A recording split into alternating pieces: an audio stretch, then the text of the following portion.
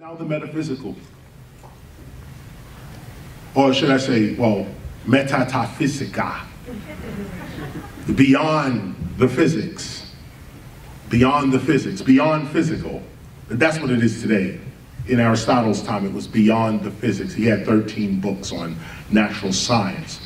And because this last book had no title, they named it the After Physics. Ta metaphysica.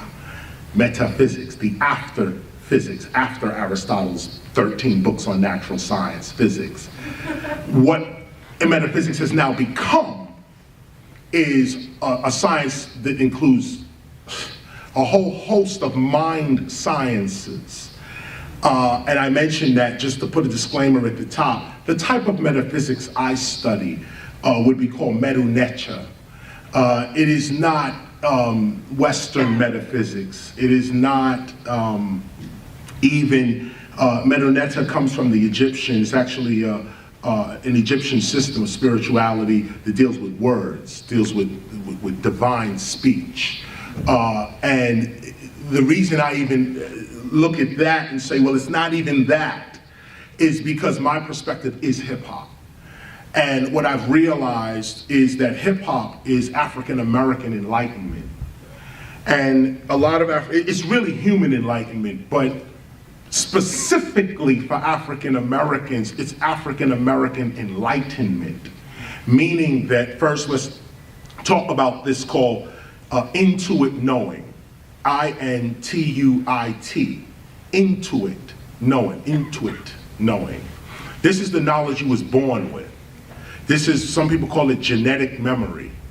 This is the knowledge you was born with. This is the knowledge that nature hands you at the time of your birth.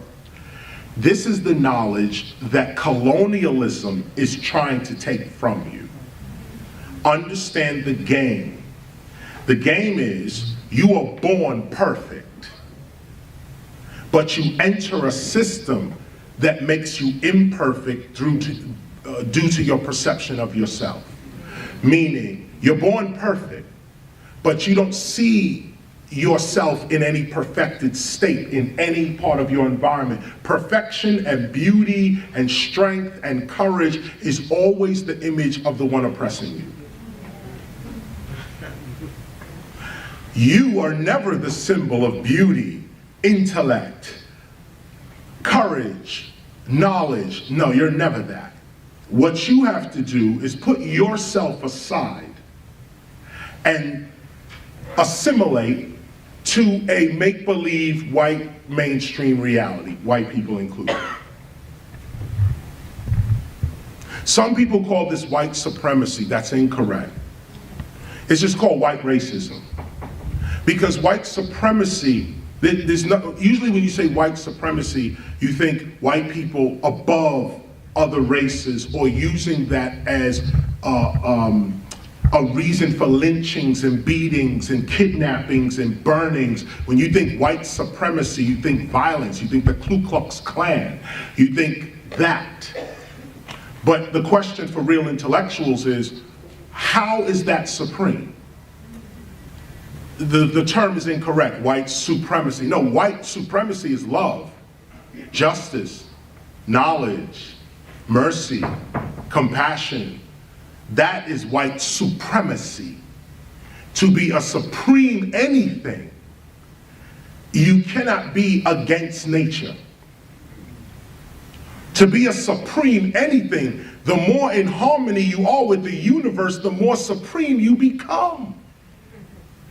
So white supremacy outside of the laws of nature is just white racism.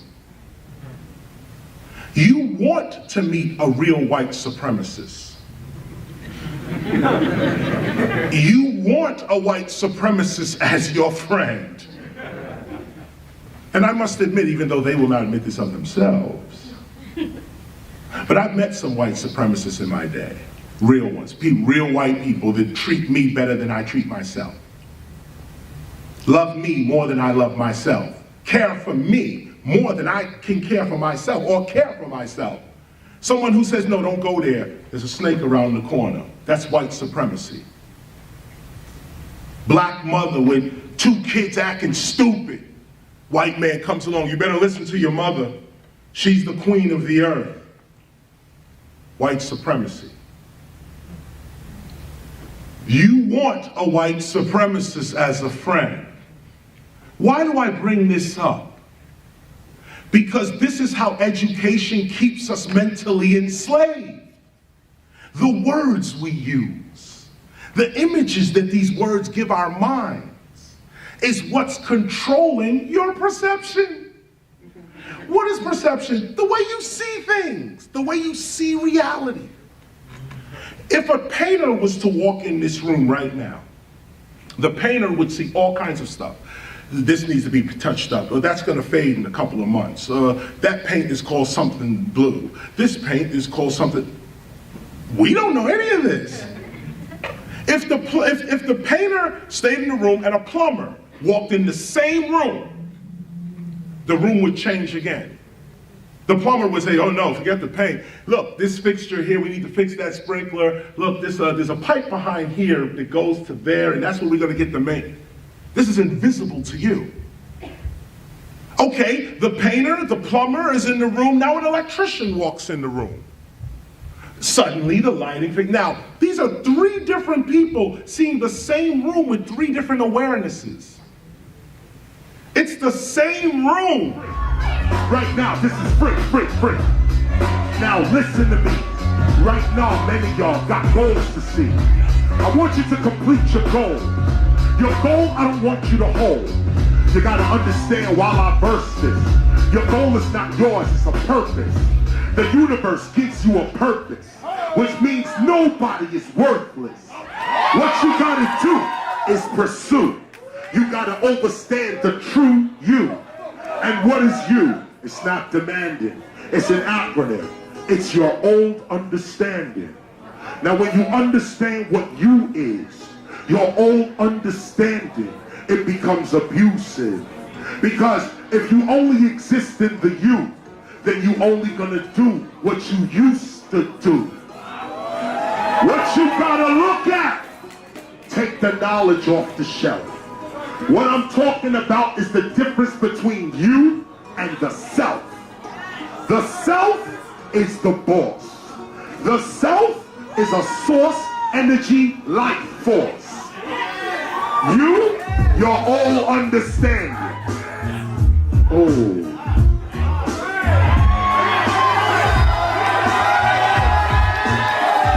Continue. Let me continue on the menu. He gave me music so I could bend to. But let's continue the lecture. Hot shit. This shit is some hard texture. Listen. So what I was saying is about the self. It's the source, energy, life force, and nothing else. What you want to be is a being, not somebody looking and seeing. See, the old understanding gotta know. See, the old understanding gotta see a flow. It gotta see a map. It gotta see a plan. That's why we say it's your own understanding. But when you really have faith, you create your own space. When you're working with the self, man, you're gonna create health, wealth, and self. Listen to what I'm saying.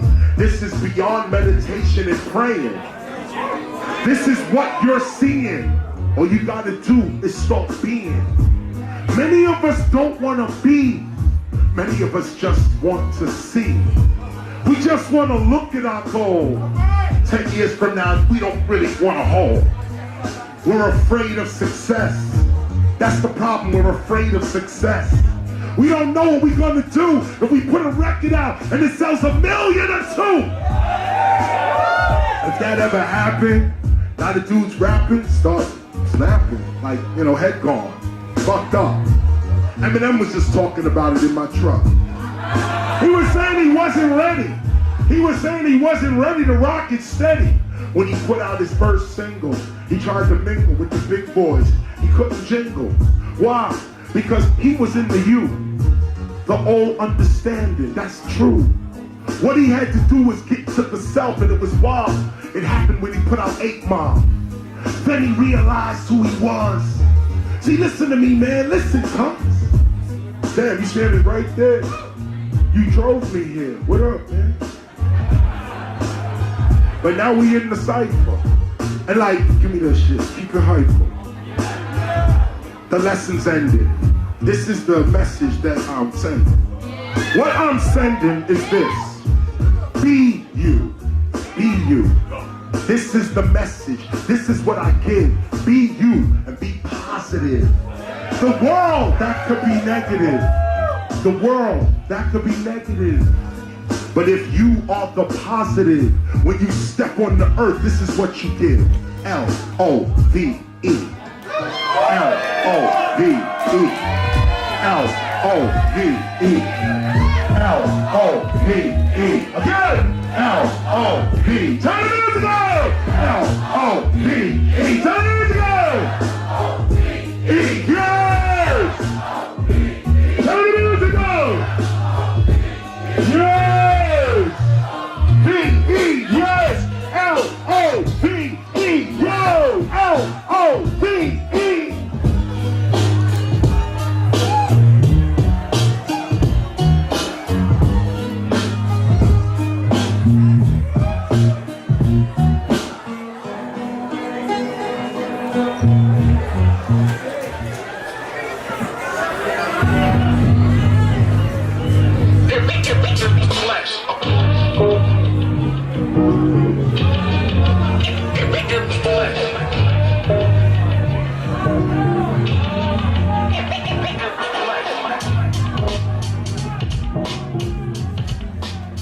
Welcome back to the Temple of Hip Hop. I am KRS One.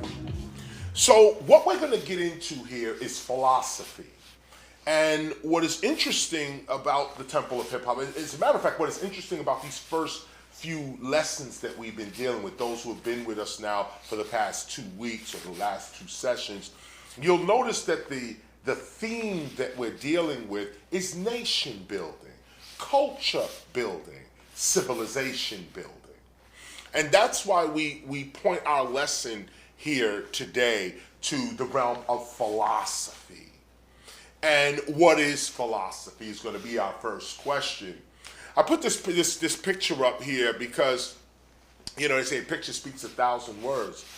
But this is a famous picture. It's a famous drawing that philosophers, when you're first putting your foot on the path of philosophy, these are some of the drawings that you're shown, because this is the point to philosophy in and of itself. You'll notice that the gentleman is within a reality, but then he is somehow able to poke his head out of what we call physical reality and see an entirely different reality.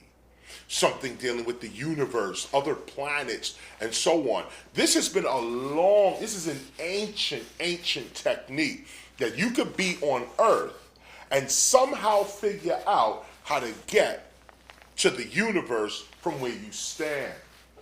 Now, a lot of this was done with medicinal herbs and plants. That's why you see this down here.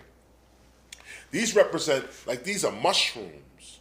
And these represent medicinal plants. Same thing with the rainbow. All of this represents medicinal enlightenment. You know, those that take mushrooms, maybe peyote, ayahuasca, even back in the days, LSD. Those who take hallucinogenics is what they're called, usually have this kind of experience. This is a drawing, but the philosopher tries to achieve this experience without an artificial means of doing so. You can always sip something, drink something, smoke something, and achieve this right here. But the object of philosophy is for you to achieve this level of mind, being able to peer into the deeper parts of reality without drugs, without medicinal plants, without it altering your physical body. You're supposed to be able to do this through knowledge in and of itself. But I give you the whole story just so you know. Don't think that, you know, philosophers was just sitting around and it was all about knowledge. No, some of the earliest philosophers were taking some hardcore drugs to see what they could see. And we call them drugs today. That's a harsh word. I'll say medicinal plants is what they were taking. Here's another part of that as well. a different picture, but the same concept. You'll notice that this theme, when you are studying philosophy, you'll see this theme a lot. And notice the reality in which we're in. This is the regular reality, sun, stars, and a tree. But he's peering out into another reality. And this is the point. Can you move your mind outside of the material world and into a world of possibility, imagination, but based on truth? The intangibles, not the material world, but the intangibles like love, peace, forgiveness, mercy. You can't touch these things, but we know they exist. We feel them. We communicate with these forces in other ways. When you're feeling stuff, you're on this particular path. This could be called the emotions, and this could be called the intellect. To peer deeper into reality is what these pictures are showing. So now we come to our first question. What is philosophy? And I should have had a piece on here that said, and how does it relate to hip hop? But that's a given in this particular course. All of this is related to hip hop, all of it. What is philosophy? First, philo is the word we need to look at. Philo means love. We're going to break this word down for you so you can totally understand it. Sophie equals or is wisdom. Philo, Sophie. Philo, love, Sophie, wisdom. Now these are Greek terms. Philo, Greek term. Sophie, Greek term. And what we deal with is love, wisdom. Like, what is it? Love, wisdom, okay? Love of wisdom, it's also philosophy. Lover of wisdom, also philosophy. As a matter of fact, lover of wisdom would be called the philosopher. We'll get to that. But philosophy is philo, Sophie. Philo, love, Sophie, wisdom.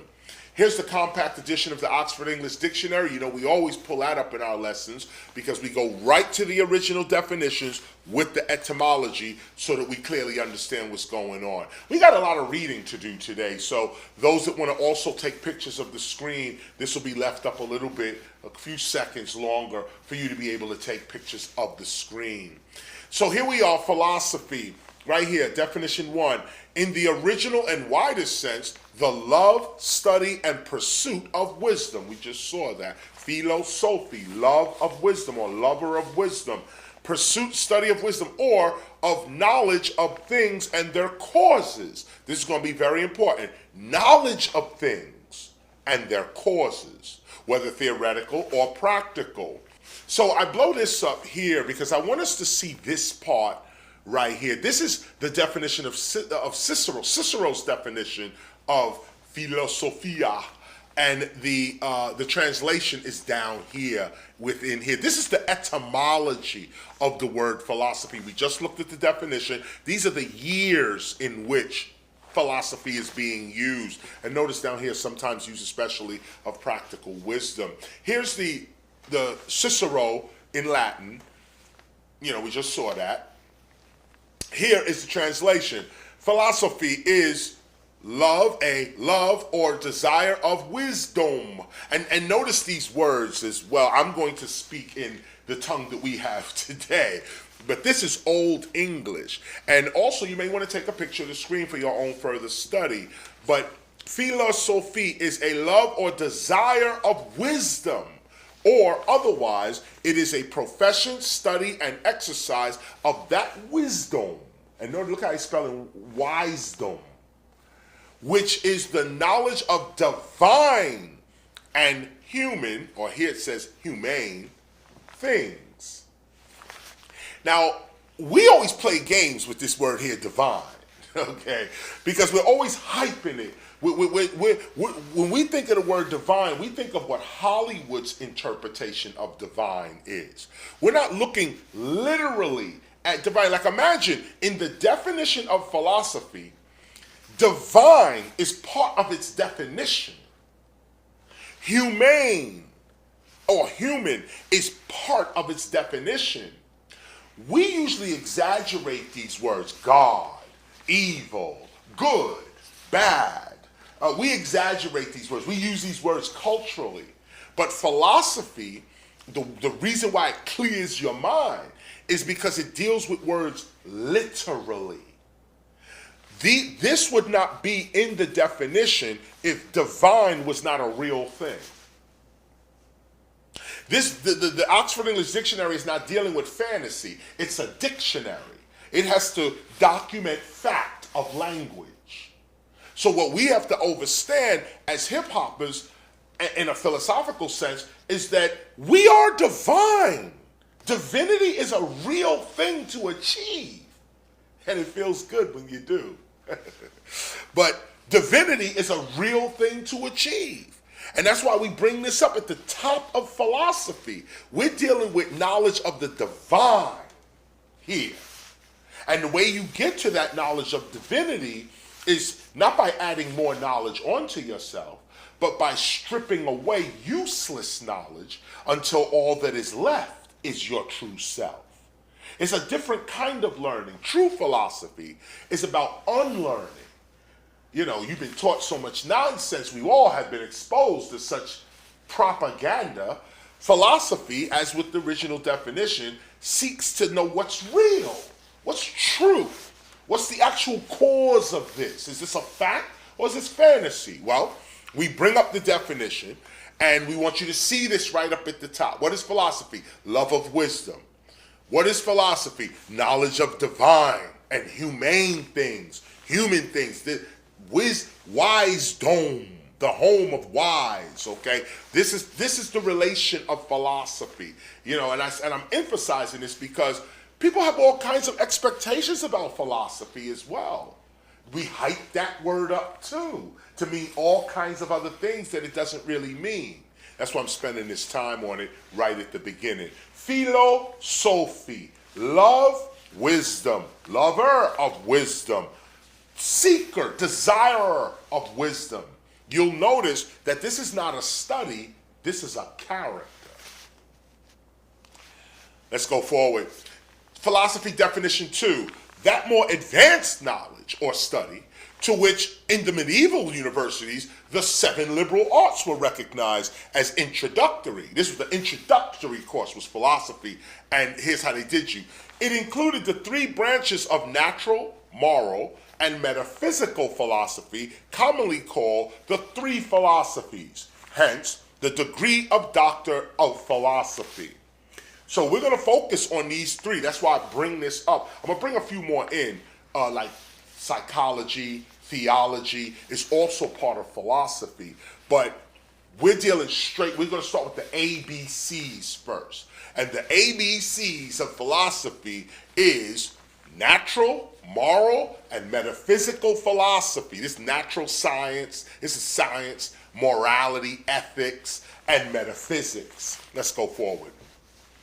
Here's natural philosophy, the 3rd definition of philosophy, the knowledge or study of nature, or of natural objects and phenomena. Natural knowledge, now usually called science. Because at one time, to be a philosopher or a philosophy itself encompassed religion and science at the same time. In fact, it encompassed all of the sciences and all of that which was spiritual. Because ancient people used to teach like that. There was no separation between science and religion in the original sense. In the original sense, all of these were one thing. You could not know science without knowing God. You could not know God without knowing science. In fact, God and science were the same things. God is just the flip side of science. Or should I say, the spirit and spiritual was just the flip side of the natural. So we study science to know God and study God to know science. Or should I say, we study spirit to know science and study science to know spirit. So here's science. We just saw that. I just wanted to pull up science real quick so you can take a look at its definition. What is science? The state or fact of knowing. knowledge or cognizance of something specified or implied. Also, with a wider reference, knowledge, more or less extensive, as a personal attribute. Okay, knowledge as a personal attribute. I want you to see this because what we're going to get into is the fact that when you're dealing with philosophy and you're dealing with wisdom, you're not really dealing with a study, you're dealing with an attitude. You're dealing with a character. You're dealing with a way to be. Person are now only theological in the rendering of scholastic terms, see, quote, and occasion philosophy in the sense of knowledge, as opposed to belief or opinion. That's the piece right there. What is philosophy? Knowledge, as opposed to belief or opinion. This is why we say the Temple of Hip Hop is not necessarily a religious organization. And I say necessarily because your culture is your religion, and your religion is your culture. But as you can see, we are philosophers first. We don't need to find the difference and distinction between these two. When you really deal with philosophy in its original sense, what are we dealing with? Knowledge. We want to know what is real. Not belief or opinion. This is not faith. This is knowledge. Let's go forward. Here we have, well, let me just bring it up.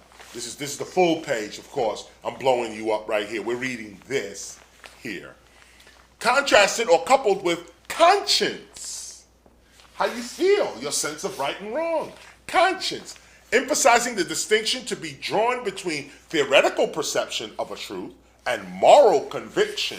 This is, I'm not going to get into this, but I want you to just pay attention to this real quick because this is one of the Western problems in philosophy. Eastern philosophers don't have this problem, but Western philosophers have this problem. Distinction to be drawn between theoretical perception of a truth and moral conviction. The Western philosophers always had a problem with their morals versus their perception of truth. And that's because you're dealing with a colonial culture. I don't want to have to bring the slave trade and the invasions and colonialism and imperialism and all of that into this conversation. You can study that on your own time. But imperialism, colonialism, invasion, robbery, all of that makes this problem where you have a theoretical perception of a truth. I know I'm not supposed to steal, but you did. So now you got now your moral convictions are messed up because you know you're not supposed to be in this country, but you're here. And you still want to be a philosopher. You still want to say I'm studying truth. You still want to say I'm a lover of wisdom while you're robbing, raping, kidnapping, and enslaving people. That's why the West has a problem. And this is why we have to look at this problem as hip-hoppers. We can't adopt imperialism and colonialism and call it philosophy.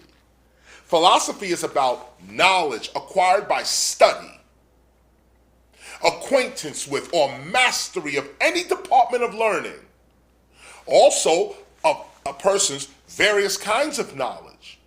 This is a mastery of any department of learning. This is why hip-hop is a philosophy. And this is why I hold myself out as a hip-hop philosopher, because I've mastered my department of study. My department of study is hip-hop and its culture. I've mastered my study. I can be called a philosopher. Why? Because I've mastered my department of learning, which is hip-hop. Now, when you master your department of learning, you too will be a hip-hop philosopher. But to be a hip-hop philosopher, words like knowledge, mastery, okay, science, perception, truth, moral conviction, conscience. These are the words now we're going to focus in on. These are the words that clear out the evil, clear out the lie, clear out the confusion. These are the words we're focusing on. Trained, I'm down here, be here. Trained skill. What is your philosophy? Your trained skill, what you do, not just talk. Your skill. MCing is a philosophy. DJing is a philosophy. Breaking is not just dance, it's a philosophy.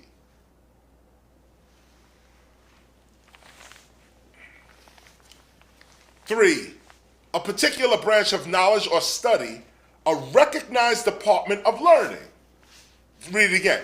A particular branch of knowledge, hip hop, or study, hip hop, a recognized department of learning, hip hop.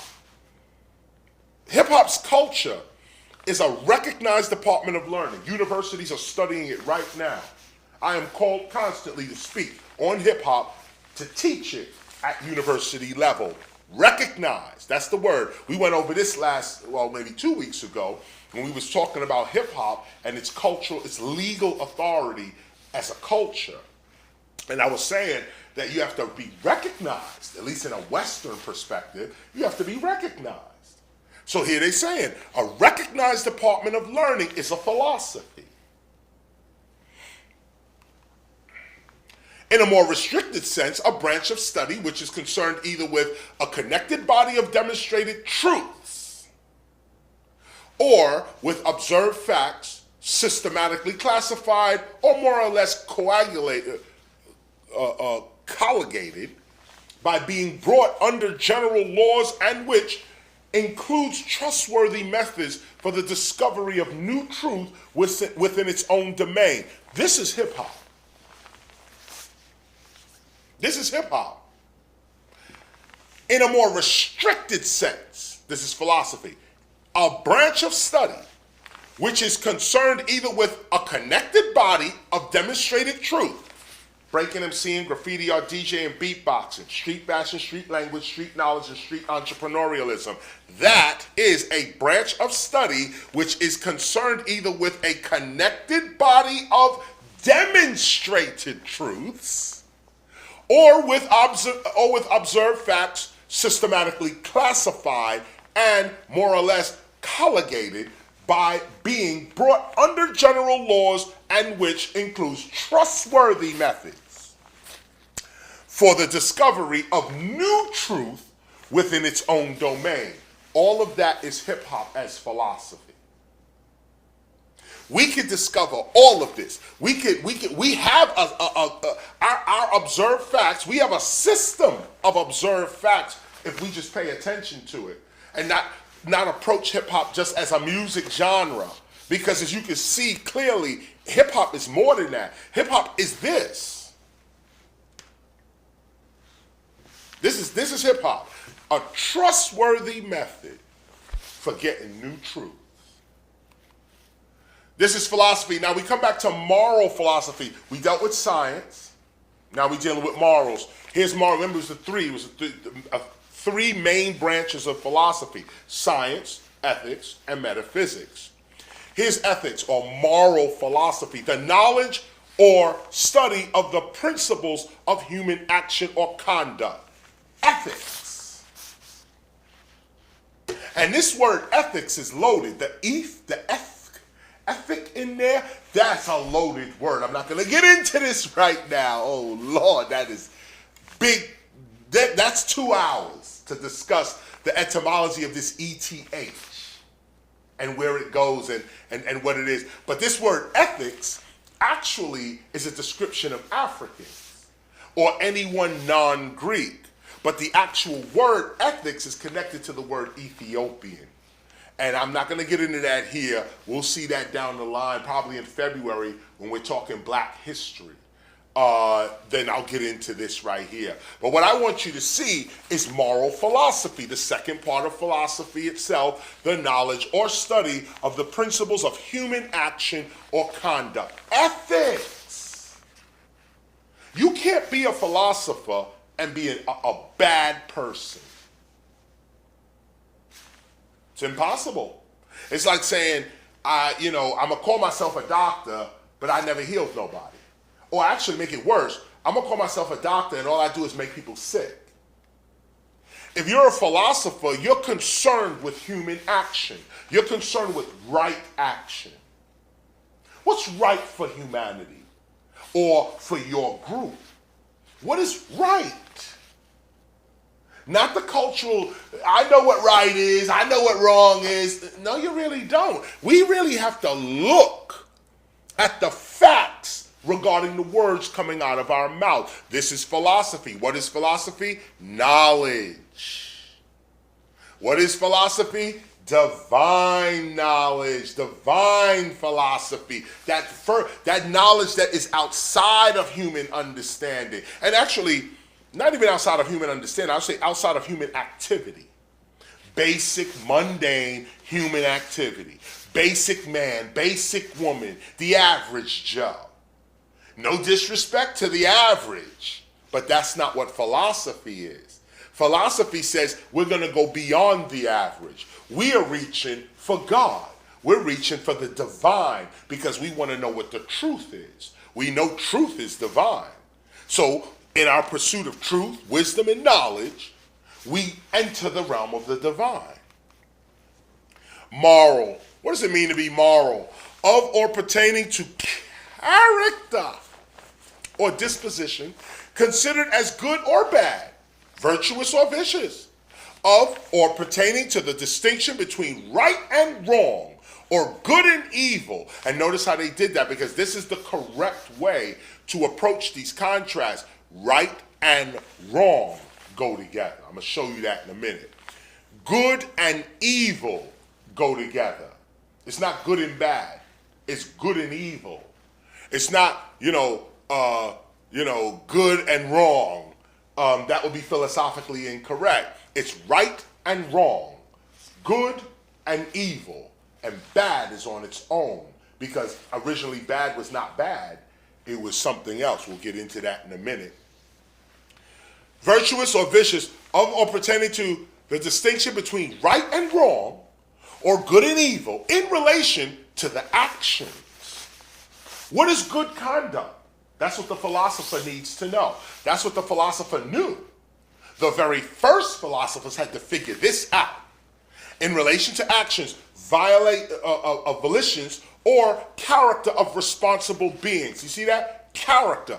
What is moral? It's related to your character. And being moral is being responsible. And let me say this. Being moral and being responsible is not just being good. It's good and bad. You have to understand what good and bad is. What right and wrong is. Moral is not just I'm right or I'm good or I understand what right is or I understand what good is. Moral is, do you understand what good and bad is so that you can make the proper decisions? Which is what wisdom is really all about. Treating, it was still with morals, second meaning of morals. Treating or concerned with virtue and vice. These go together. Virtue and vice, good and evil, right and wrong. These are the contrasts, at least philosophically. Treating of or concerned with virtue and vice, or the rules of right conduct. This is what the immature person runs from. Someone tells them, look, I got a list of rules of right conduct. I don't want no rules. Rules? Laws? I don't need no laws. Now that person, go ahead. But for those of us that are philosophers, we are concerned with the rules of right conduct. We study them, we study other cultures, and figure out what was right for you. What did you think was right? What did you think was wrong? And we study all cultures, and we come back to our own culture, and we say, based on where we are and what we're doing, what is right? What is wrong? With all due respect, if we are under attack as a people, as a hip-hop people, if we are constantly under attack and degraded because we have no protection, is it right to hold ourselves out as that which will disrespect the culture? Is it right?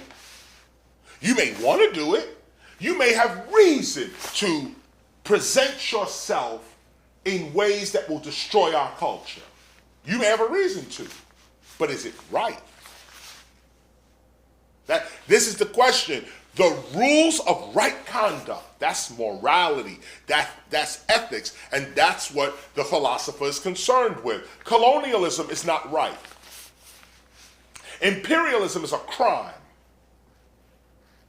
So all of those Western or European philosophers with all these grand ideas, throw them all in the garbage. And I mean that. What I'm saying is a bold statement right now. I'm talking about Aristotle, Plato, Socrates. Take all of that and put it in the garbage. Because you cannot be a philosopher and a racist. You cannot be a philosopher and an imperialist. You cannot be a philosopher and a colonist, a thief, a rapist, and a liar. We're concerned with right conduct. Deception and kidnapping babies is not right conduct. Therefore, if that's what your society is based on, you're a philosopher, and you say, I am seeking truth, but I'm on Native American land after killing hundreds of thousands of them. So I'm going to stand on, but I'm standing on truth. What truth? Truth disappears when Christopher Columbus shows up. When Christopher Columbus shows up on the shores, right conduct is gone unless you consider slavery and indiscriminate murder right. So you got to ask, and this is the argument too with morality. Because what's right for one man is wrong for, what was right for Christopher Columbus was wrong for the natives that were here, the black people that were already here. But who's to say who's right? Who's to say who's wrong? Whose morality are you going to link with, side with? How do you survive? Because I'll get into this later, but morality is connected to survival. So what you think is right, like, the lion sitting by the water, waiting for the deer to come so he could eat, the deer would say, the lion is wrong, I want my life. The lion will say, no, the deer is wrong, I gotta eat. Who's right? This is what the philosopher is thinking about. What is the right conduct? Especially for where we are and what we're doing. What would be the right conduct? And this is what you got to think about in your family life, in your work life, job, or whatever, your school, education life. Walk right, think right, eat right, be right, speak right, try to be right. That's what morality is all about. Here's the word right. What is a right? One, now I got the cross here, so that means it's obsolete. This is one of the earliest definitions of right. It's the first one. That's why it's up here in the Oxford English. It's the first definition, but it's obsolete. Anytime you see that cross, it's obsolete. You're either going to see the cross or this sign, OBS. That's obsolete. It's you either see this or you see the cross. Either one means we're not using it anymore. And I theorize that the cross is there because it's the Christian mind that is editing the English language for English people. We Africans and others who speak English are basically being indoctrinated into this kind of thought. That's why you just can't take it for face value. You can read it because it's a fact. This is the language we speak. This is the Western thought we live within. So we got to go here. But this ain't all. This ain't reality. We just have to start here because this is the language in which we speak. But language points to reality. Language itself is not reality. Letters are not words. Words are what come out of your mouth. That's a word. Letters document what words are. This is the true word. The true word is this vibration coming out of your mouth. That's the word. These are letters, and they form what we now call words so that you could codify the sounds coming out of my mouth. What is right? The standard of permitted and forbidden action within a certain sphere, law, a rule, or canon. Let me hit you with that again. You missed this piece. This was the original right. The standard of permitted and forbidden action. Stop here. That's what I want you to see. What is right? The standard of permitted and forbidden action. Basically, we want to know the truth. What is the standard of permitted and forbidden? So what to do and what not to do is right. Knowing what is permitted and knowing what is forbidden is right. Knowledge of knowing what's wrong, what is permitted, should say, and what is forbidden. This is the beginning of what is right. 2, notice the cross still there. That which is proper for or incumbent upon one to do, one's duty. But it's obsolete now. They don't use that. Look how far back it goes to 897. Okay, here's year 1000. Here's year 1225. Okay, what is it? 2. Okay, that which is proper for or incumbent on one to do, one's duty. That's right. If you ever want to know, how do I get right? What's your duty? What are you supposed to do? What are you supposed to be doing? What were you born to do? What are you charged to do?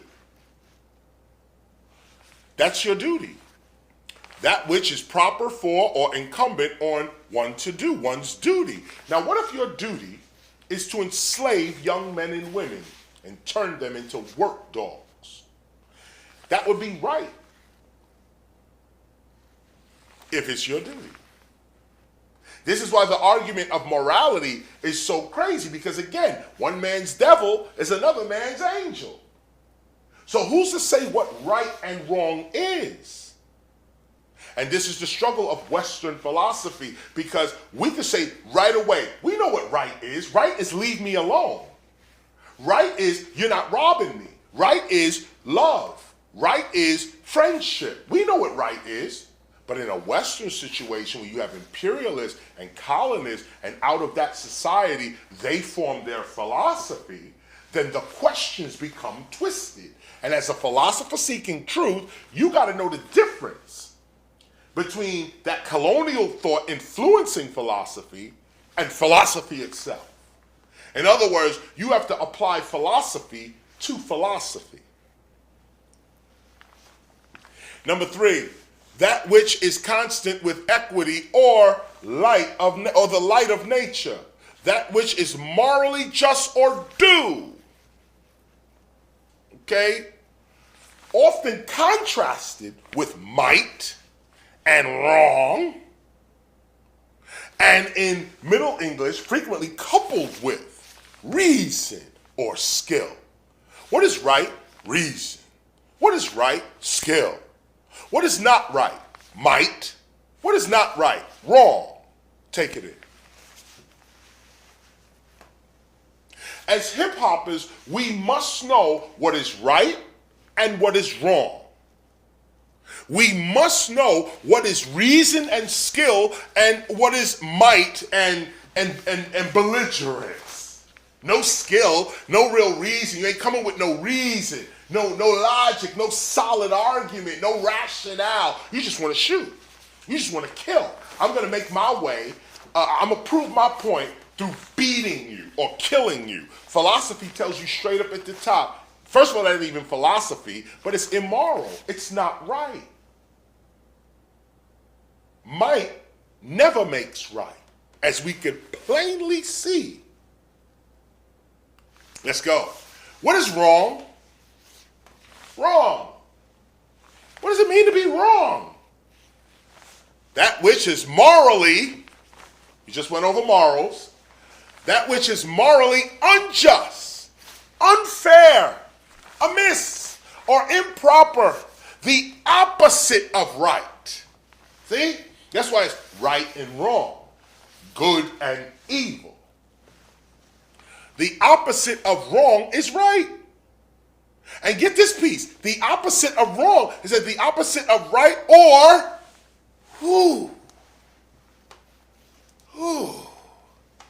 the opposite of right or justice. Okay? The negation of equity, goodness, or rectitude. Okay? Contrasted with right. Okay? Frequently in contrast. Wrong. What does it mean to be wrong? It means that you are morally unjust. What does it mean to be wrong? You're being unfair. If you're not being fair, you're being wrong. If your morals are unjust, you're doing stuff out of your duty, you're disrespecting your duty, you're wrong. Morally unjust, okay? Unfair, amiss, improper, the opposite of right or justice. What's wrong? Injustice is literally wrong. The word literature, okay, literal. We are reading the word, the printed word, okay? Injustice is wrong. The wrong is the opposite of justice. This is why you can't have no peace without it. And this is what we're struggling for. African Americans and a whole bunch of people, black, brown, the poor, everybody's struggling for justice. Why? Because the system is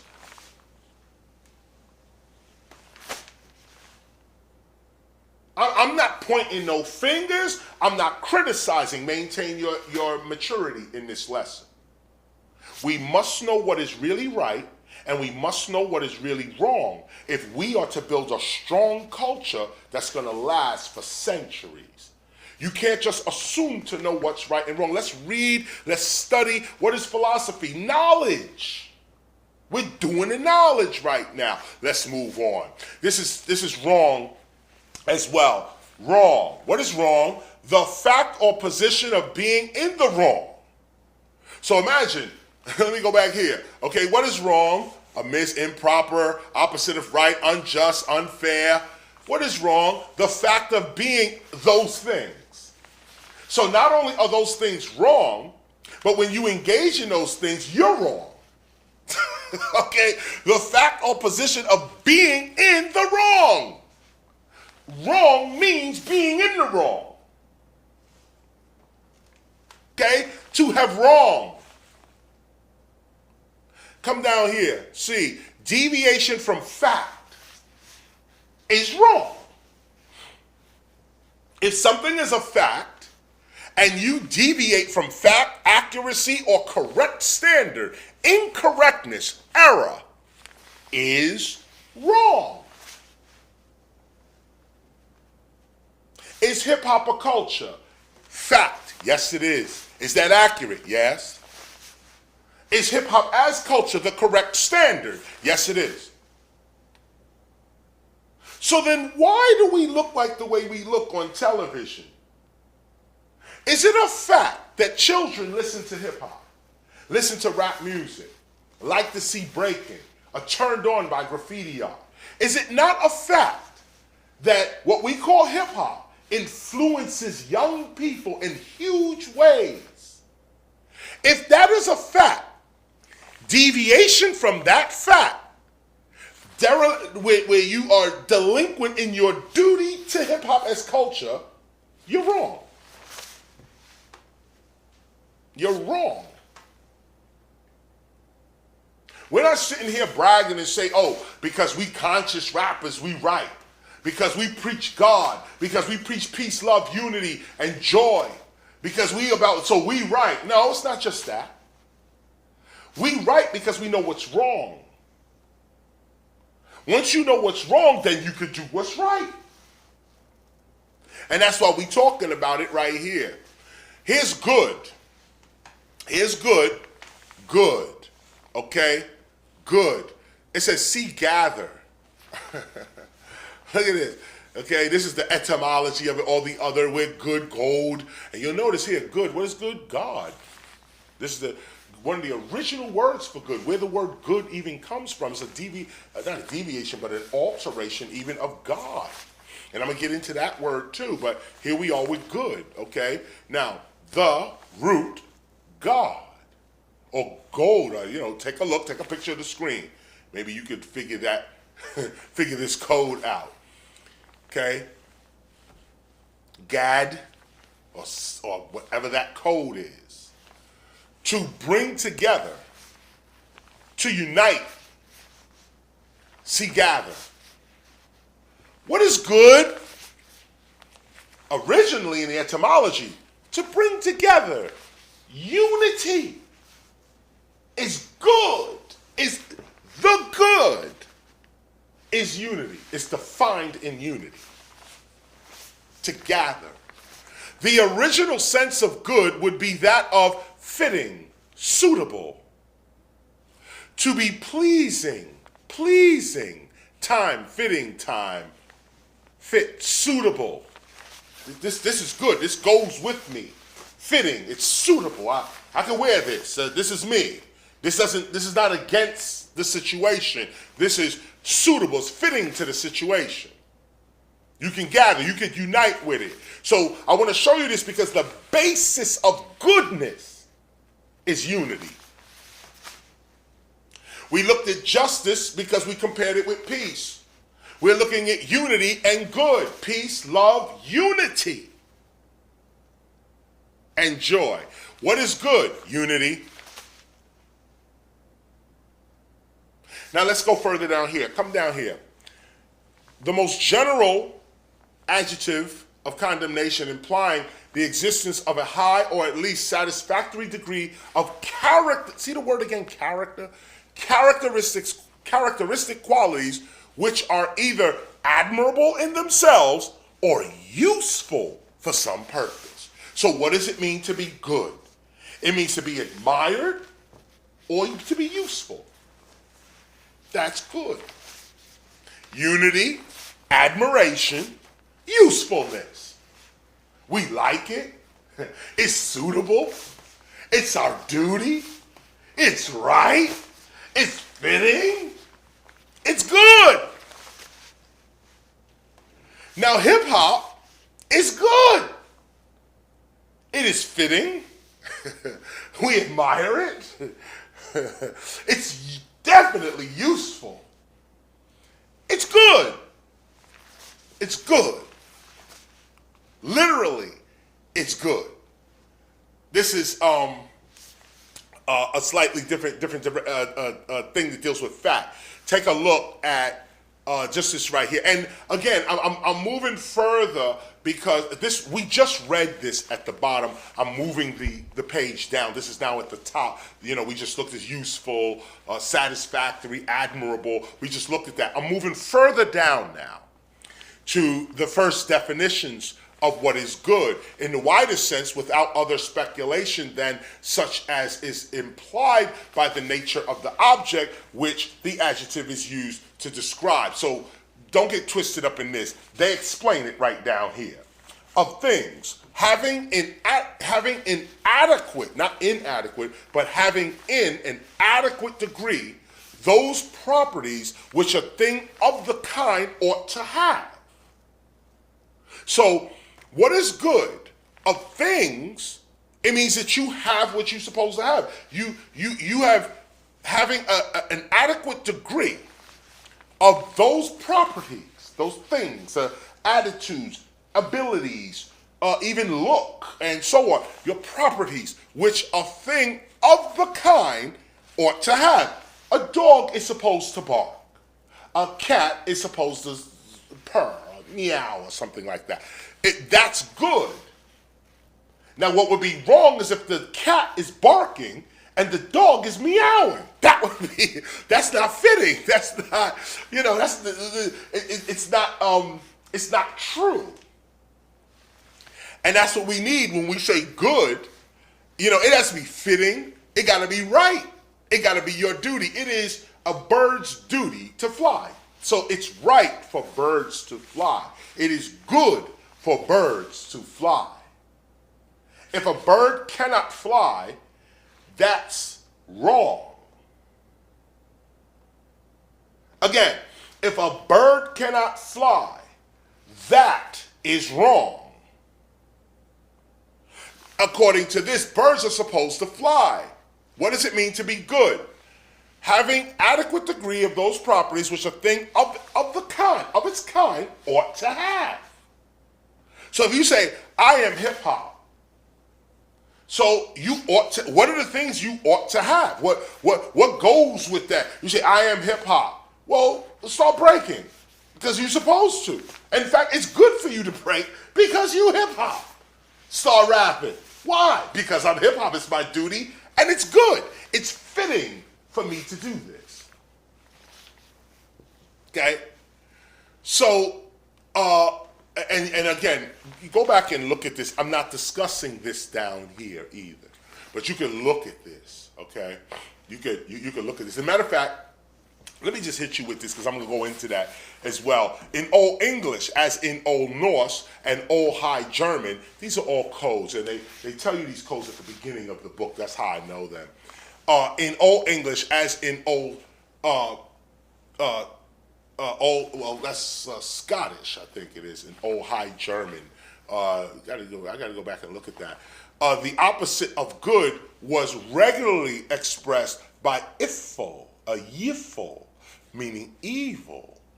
But in Middle English, this was supplanted by ill or bad, the latter of which is now the more general term, bad. So this is where they bring in good and bad, but they're telling you that originally it was good and evil. That was the original, good and evil. And we're going to look at evil and bad because we think evil is evil and we think bad is bad. But when we take a look at these words, we find that they mean something totally different. Here's the word evil in the Oxford English Dictionary. What does it mean to be evil? Here's the etymology. Here's where we start reading. Usually referred to the root of up, comma, over. On this view, the primary sense would be either exceeding due measure or overstepping proper limits. That's what it means to be evil. To go outside of your limit, to be outside of the bounds, beyond the pale. That's the original of evil, to be up and over evil. And I want you to remember up, comma, over, because that also is the definition of super. To be super. We're going to get into that later within this lesson. But I want you to focus on up, over, and I want you to focus on exceeding due measure or overstepping proper limits. So what does it mean to be evil? It means that you can't discipline yourself. Because what is discipline? I'm within my proper limits. I am within my sphere. I am good. I'm in my duty. I am where I am is fitting. I'm supposed to be here. What is evil? Stepping out of that. Stepping out. I want to be over here. I know I'm a dog, but I want to go in the cat world. That's evil, according to this definition. To overstep your boundaries. And I would add discipline to this because that's what temptation tries to get you to do. Temptation tries to get you outside of your duty, outside of your good, outside of what's fitting to something else, overstepping your proper limits, reaching. Okay, that's evil. Okay, what is evil? A, the antithesis of good, the opposite of good. Okay. In all its principal sense, the opposite of good is evil. So wait a minute, what is good? You see, because I want to put this in perspective here. We just look, go back.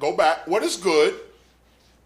Good in the most general adjective, commendation, implying the existence of a high or at least satisfactory degree of characteristic qualities which are either admirable in themselves or useful to some purpose. So the opposite of this, okay, the opposite of satisfactory, the opposite of satisfactory degree of characteristics, qualities which are either admirable, the characteristics that you put out that are not admirable in themselves, the character that you put out that is not useful, that's called evil. The opposite of good. So come back to hip hop. If we know hip hop is breaking, MCing, graffiti, or DJing, beatboxing, street fashion, street language, street knowledge, and street entrepreneurialism, we know that this is what hip hop is. If you go outside of those proper limits, you're being evil. If you're trying to make hip hop more than what it is, and I'm not saying expand it or further develop it, we got to do that. I'm talking about people just doing anything and saying that's hip hop. And you know our limits are breaking, MCing, graffiti, or DJing as a core four. You know these are our limits. But then you're going to say, you know, it's whatever I think it is. That means you're going outside the limits of hip hop. Why? Because we don't want to be limited. We don't want rules. We don't want laws. We don't want to follow nothing. We don't want nobody telling us nothing. We don't want, you know, all that's evil. All of that is evil. Up, over, reaching, going beyond your just due. Like greed. Like greed. Come down here. What is evil? Bad in a positive sense. And that's how Oxford English speaks. That it is bad in that sense. Evil is bad. They say in a positive sense. I'll get back to that in a minute when we look at bad. 1, morally depraved, bad, wicked, vicious.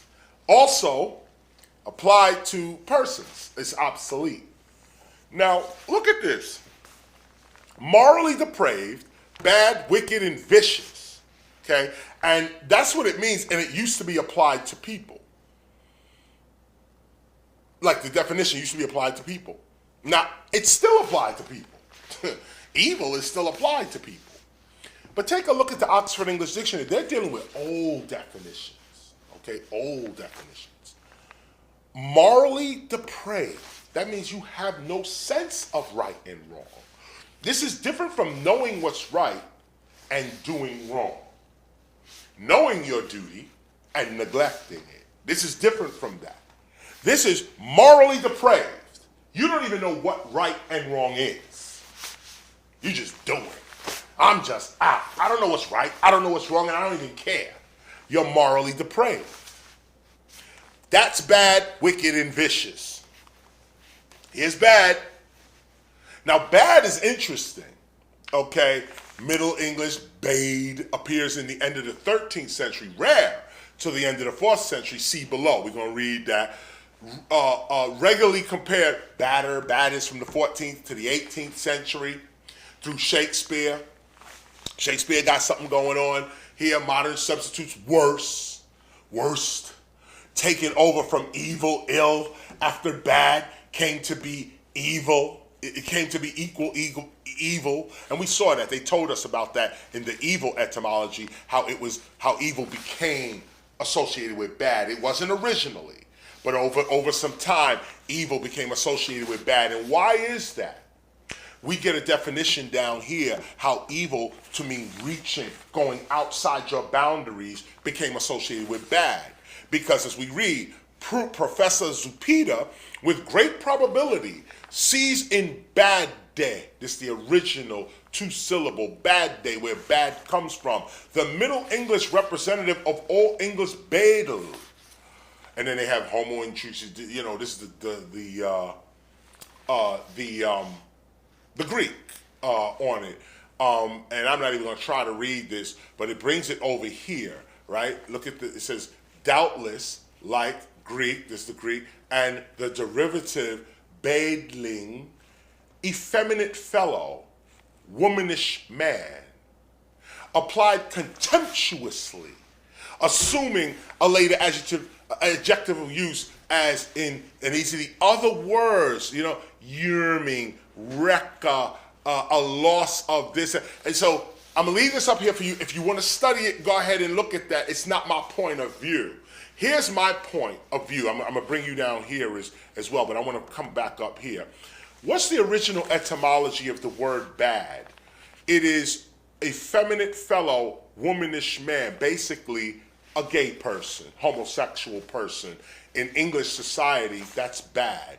And it was associated with evil because to be a person, they say you're a man, but you're acting womanish, you're acting effeminate. This is so they say you're overstepping what man is. You're outside of man. You're reaching out of man if you're a man, and woman if you're a woman. You're not being the limit that the church has put on you. And that's really where the limit came from, because before the church, people didn't care whether you were gay, this, that, and the other. It didn't really matter. There's also theories that the first humans were actually hermaphrodites, meaning men and women at the same time.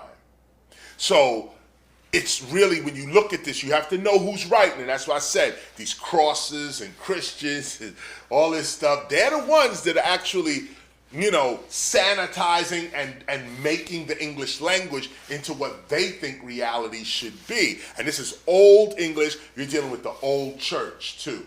And everything they was trying to do to the English and the Irish people at the time, really all of Europe on another level. So take a look, bad. What's the original etymology of bad? That you was gay.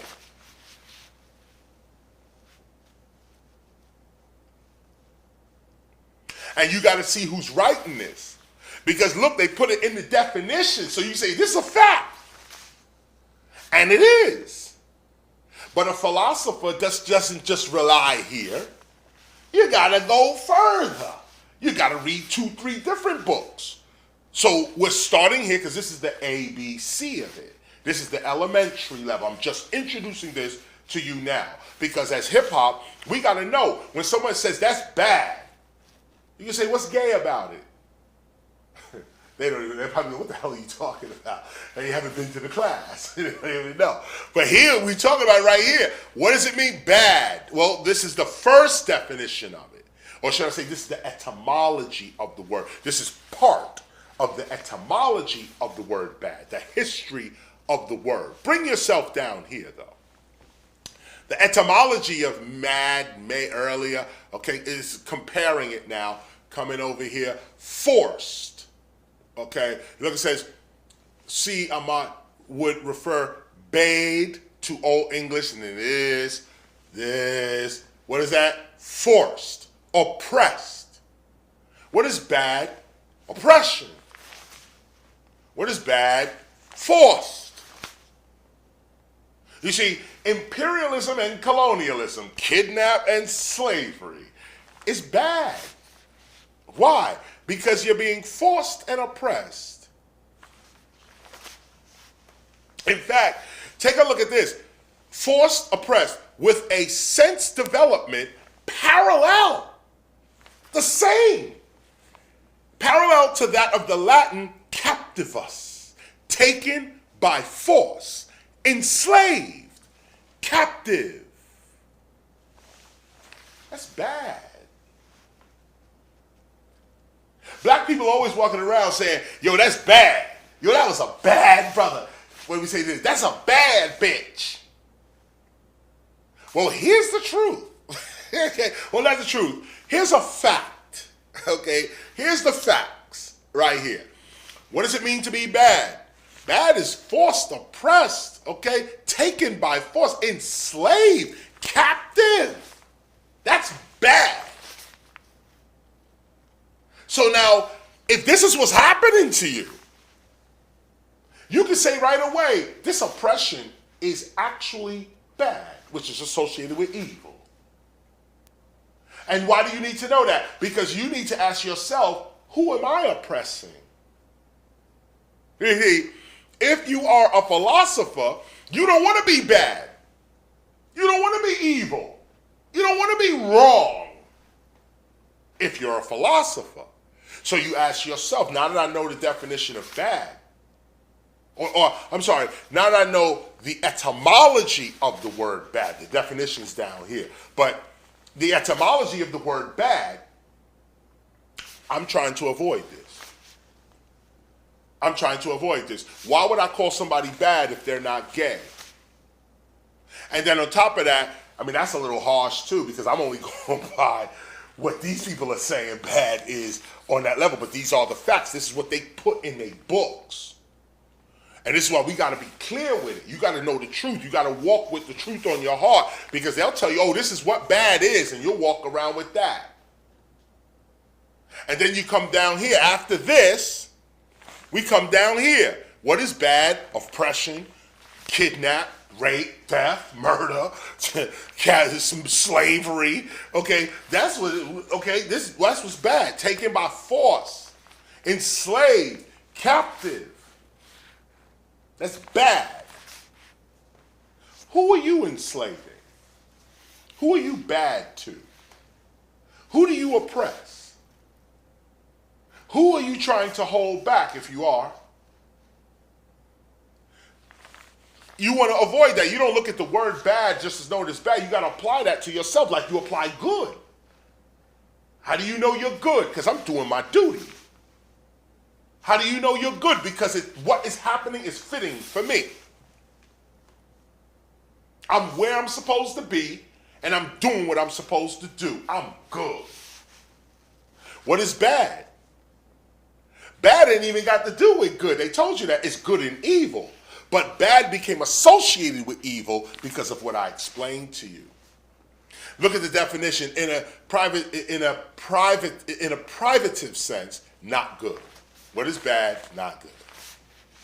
Okay? Of defective quality or worth. As a matter of fact, let me say this real quick. If bad means not good, okay, and bad means captive, taken by force, enslaved, captive. It even says miserable, wretched, despicable, worthless. This is how they spoke to slaves.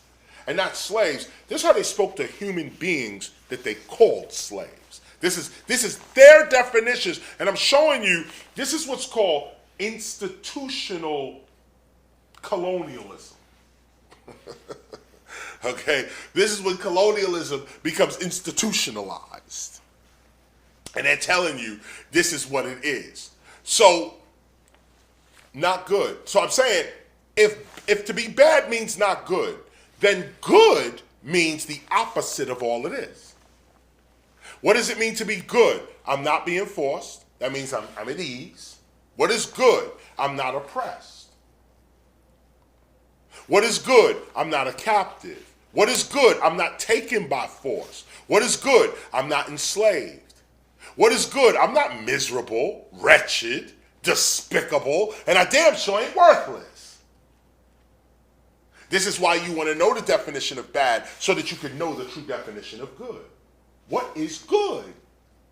And what is bad?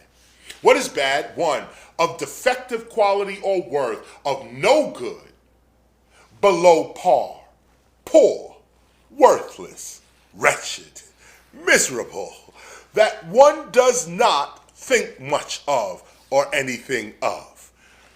You know, I don't think much of that. Okay, that's bad. I don't think much of it because it's bad. Or if you don't think much about something, it's labeled bad. Okay, below par, poor, worthless. That's bad. So what is good? Good is, says of defective quality or worth, not defective. Good is effective quality and worth.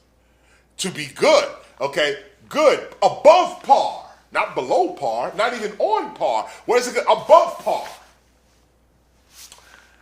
Rich, not poor. It's good. Rich is good. Worthless, no, worthy. That's good. Not wretched, not miserable, happy. All that's good. And it says that one does not think much of. What is good? That people think much of you. Your reputation. The upkeep of your name. That's good. These are the good. This is what you look for when you look for good. When you look for what's right. When you look for these things. This is where we at. This is where we at.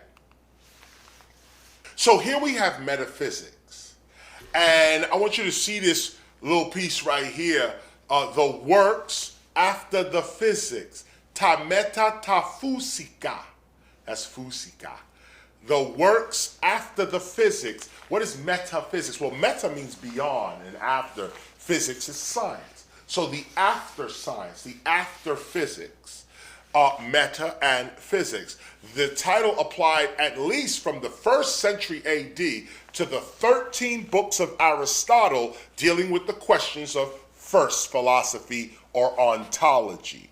Ontology is the study of being, of ultimate being. It's where you study God, the nature of human, even the nature of reality itself. That's ontology. And first philosophy is what was called metaphysics. Metaphysics deals with first causes. It deals with the separation between appearance and cause, or something that appear like, we see something happening. Metaphysics wants to know how it happened, and is what we're seeing actually happening? Is that what we're seeing? We saw this happen, but is it really true what we're seeing? I want to blow this part up real quick to you as well. This title doubtless originally referred, as some of the early commentators state, to the position which the books, Aristotle's 13 books, the position which the books so designated occupied in the received arrangement of Aristotle's writings. That was the 13 books. This, tafusika, being used to signify not the particular treatise, so-called, but the whole collection of treatises, writings, related to matters of natural science. So here we have this word again, natural science, and you see how it comes full circle. What are the 3 principles of philosophy? Natural science, morals or ethics, and now metaphysics. But we can see that metaphysics originally was applied to Aristotle's writings on natural science. It was, however, from an earlier period used as a name for the branch of study treated in these books. It was a branch of study that dealt with Aristotle was dealing. So they said they're going to name this metaphysics or tafusika books, these books, and hence came to be misinterpreted. You see the word? Let me read this one more time. It was, however, from an earlier period used as a name for the branch of study treated in these books. Metaphysics used to be, natural science used to be called metaphysics. Or Aristotle's natural science used to be called metaphysics. And hence came to be misinterpreted as meaning the science of things transcending what is physical or natural. That's a misinterpretation, according to these people. This misinterpretation is found, though rarely, in Greek writers, notwithstanding the fact that meta does not admit of any such sense as beyond. Now remember, I just told you meta means beyond. Because look what I just said. Meta means, everyone knows that meta means beyond. Everyone knows that meta means after. They telling you, no, that's wrong. Here. And we're going to get deep into this, because this is philosophy. Okay? Now remember, I just told you that meta, and you can look it up. Okay? But the Oxford English is telling you the deeper part of this. Okay? This is the deeper piece to this very word right here. Okay? This misinterpretation this misinterpretation is found, though rarely, in Greek writers, notwithstanding the fact that meta does not admit any such sense as beyond or transcending. In scholastic Latin, the era was generally, in scholastic Latin writers, the era was general, being helped perhaps by the known equivalence of the prefixes meta and trans in various compounds, and English, its influence is seen in the custom frequent down to the 17th century of explaining metaphysical by words like supernatural, transnatural, etc. So what they're trying to say here is that the way in which we are using the word metaphysics as meaning after physics, beyond physics, is incorrect. That's what Oxford English is saying. But now let's come here to the ideas of the great philosophers. Okay, book.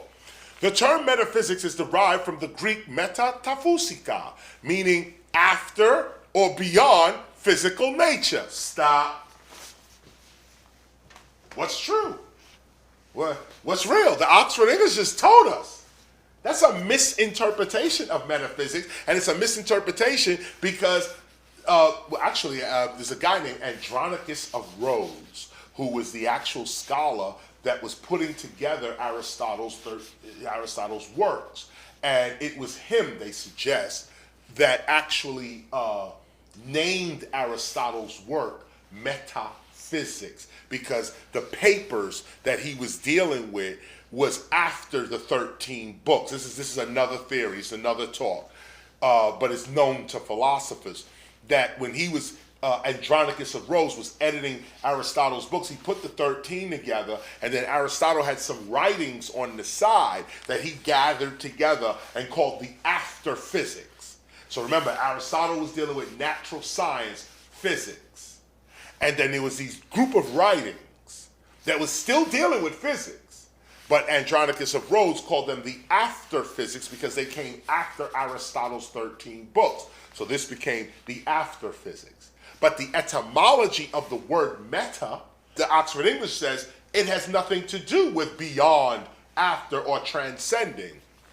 But when you deal with regular philosophy, cultural, when I say the cultural aspects of philosophy, meaning now we're talking about what the culture believes philosophy is. Forget the literal text. We're now going to show you what philosophers, how they approach metaphysics. And I'm showing you this to show you the contrast between the two.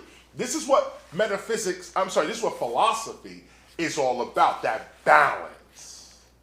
Do you know right from wrong? Do you know good from evil?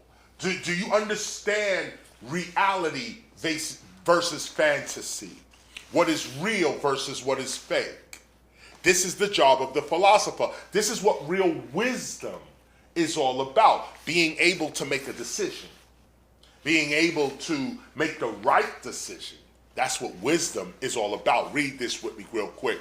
The term metaphysics is derived from the Greek meta-taphusika, meaning after or beyond physical nature.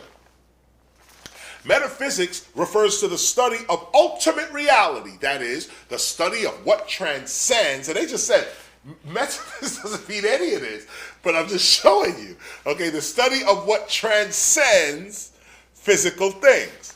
Objects which manifest themselves to the senses are phenomenal.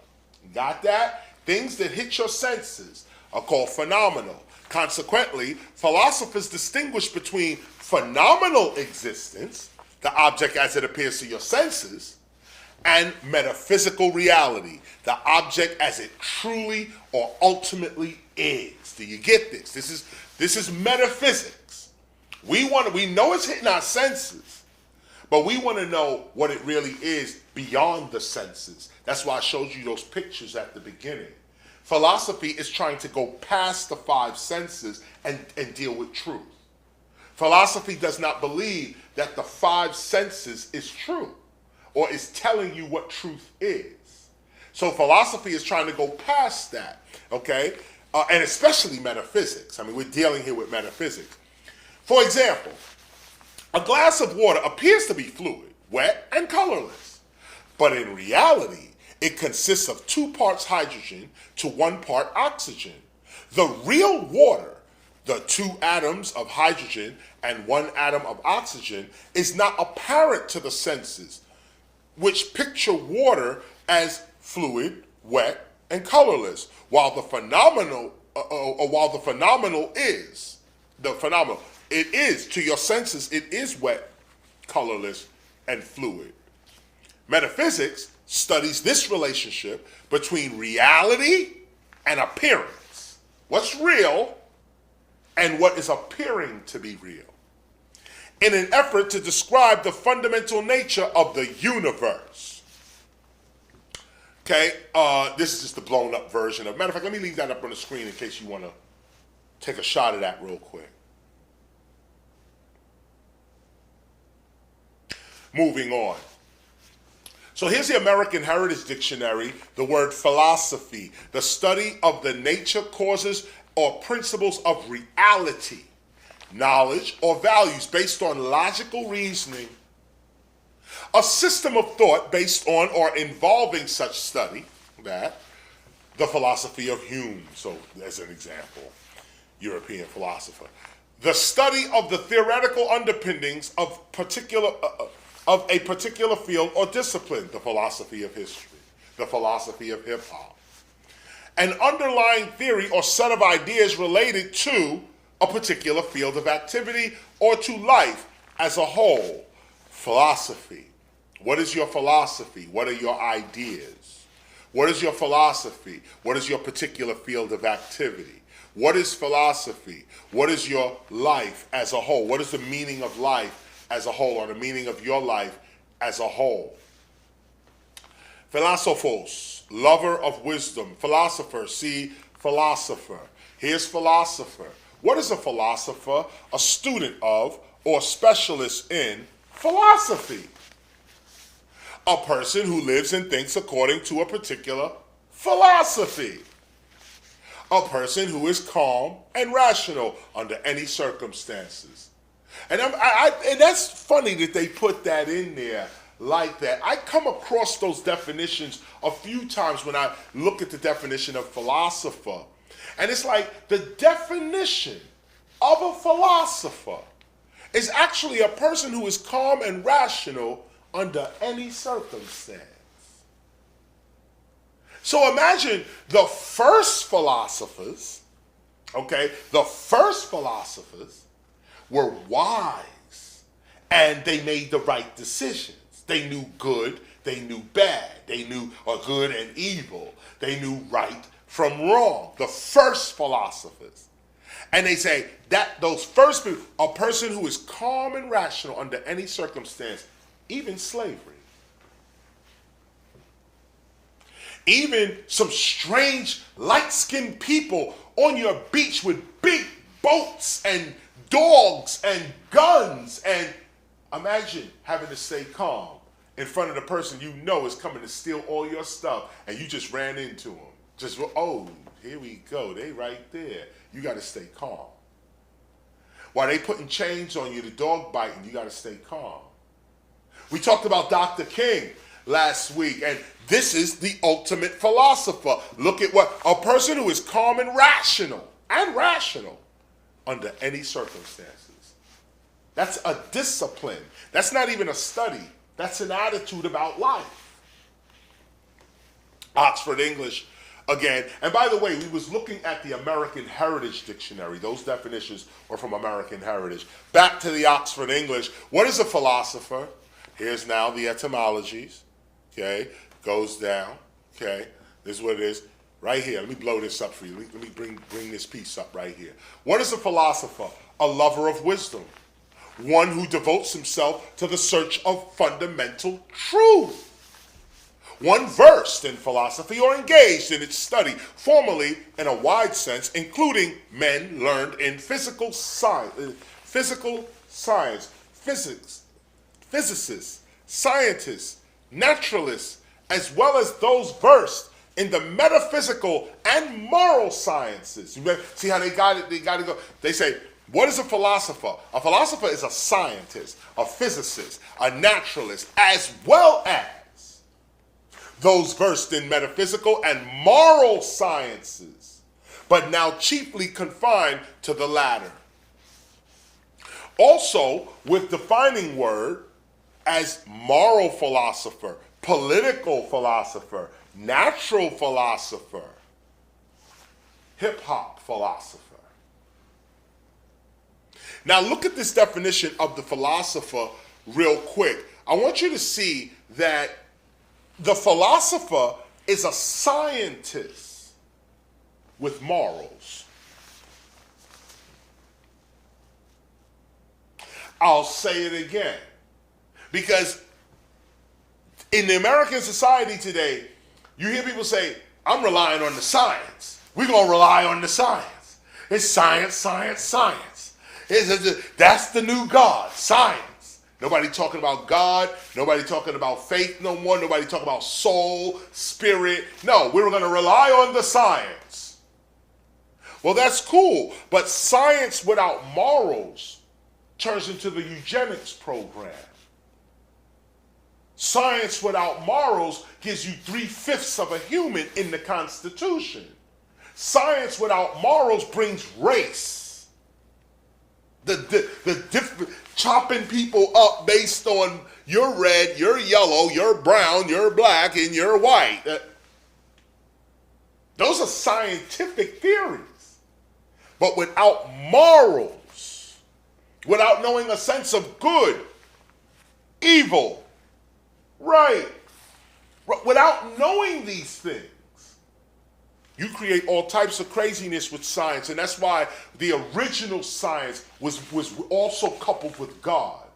It was also coupled with a character that was able to withstand science. You devote yourself to nature by submitting to nature. You don't devote yourself to nature to control. I want to know nature so I can control nature to my way.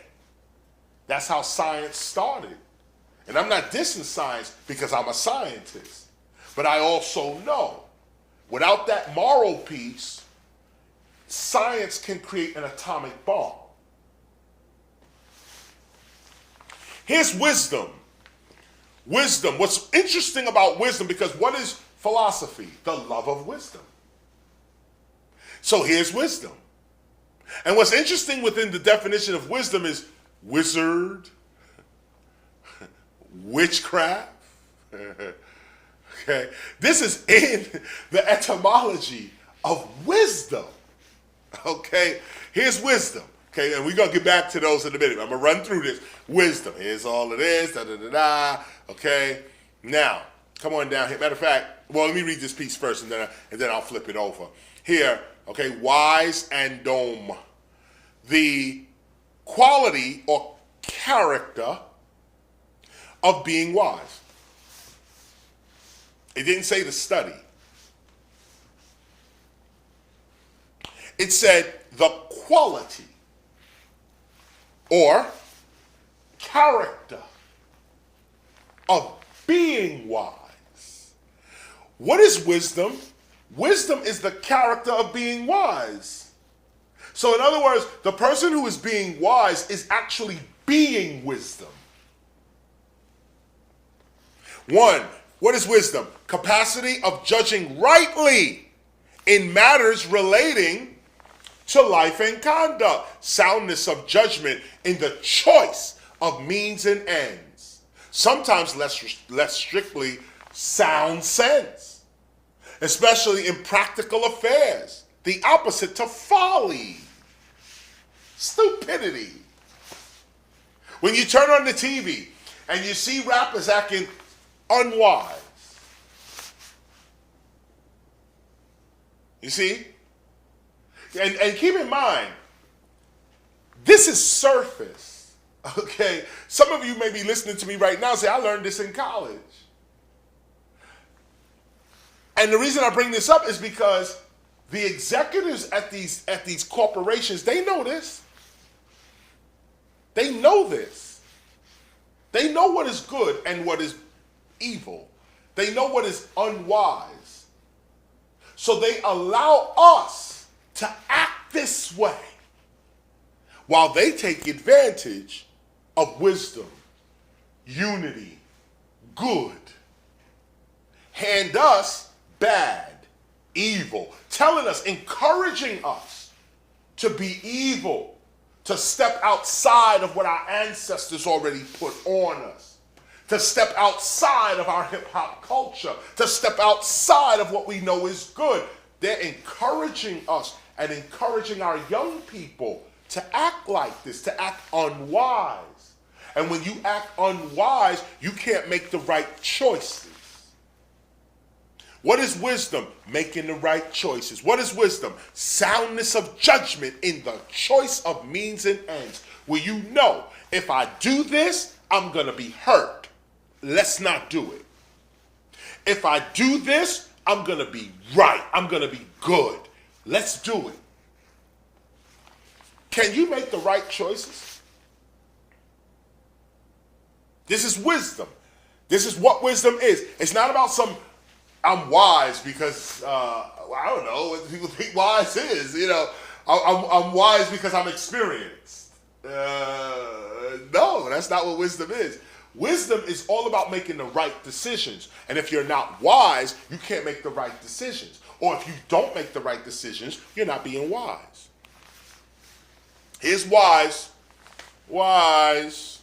Okay? This is wise. Here's his definition. Having or exercising sound judgment or discernment, capable of judging truly concerning what is right or fitting and disposed to act accordingly. Okay, I'm going to read that one again. Having the ability to perceive and adopt the best means for accomplishing an end, characterized by good sense and prudence, the opposite to foolish. The opposite to foolish. So, when our children are being portrayed on television every day, opposite to making the right decision, they're making us look like fools. They're making us foolish. They're making hip-hop look foolish. Like as if hip-hop can't make the right choices. We'd rather be hoes and whores than queens and princesses. We'd rather be criminals and gangsters rather than teachers and philosophers. And they don't want you to hear the teacher. They don't want you to hear the philosopher because the philosopher and the teacher don't make money for them. Make money for ourselves, but not for them. What makes money for them is young black, Latino, and what really just youth acting foolish. And that's what we see. People with stacks of money to their ear. Okay, I know it's entertainment, but it's foolish. If you really just want to look at what it is in truth, it's foolish. They're not making the right decision. They're not making the right decision for hip-hop, and they're not making the right decision for themselves. They're being foolish. This is not a criticism. This is not me dissing somebody's style or saying I'm all this and they ain't nothing. Nope. Maintain your maturity. We're dealing with real knowledge here. We're dealing with real knowledge, and you gotta know what is right and what is wrong. You gotta know what is wise and what is foolish. Now I want to bring you back over here real quick. Having or exercising sound judgment or discernment capable of judging truly concerning what is right or fitting, and here's the big piece, and disposed to act. Act accordingly. Okay? You know what's right, you know what's fitting, and you are disposed. I know it's right, so I got to act accordingly. Not just know it, but it is wise to act on what you know is right. That's wise. Having the ability to perceive and adopt the best means for accomplishing an end. That's what it means to be wise. At the bottom it says, see wise man. Okay, this is a blow up of it real quick. We just saw this. We just read through all of this. I'm bringing you here now. See wise man. Matter of fact, let me leave this up for those that want to get that definition of wisdom. Take a shot at the screen.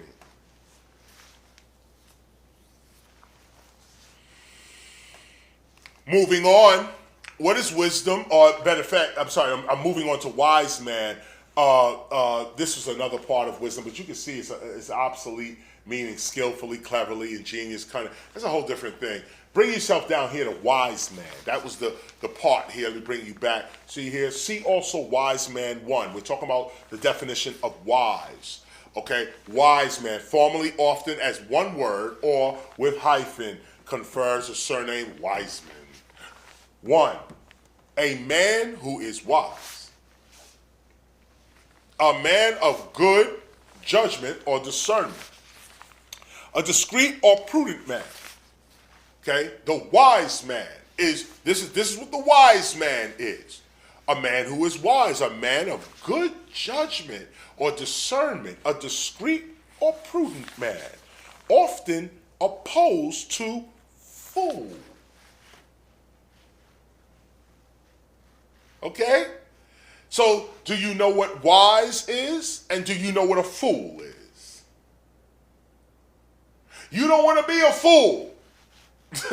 You don't want to walk around foolish.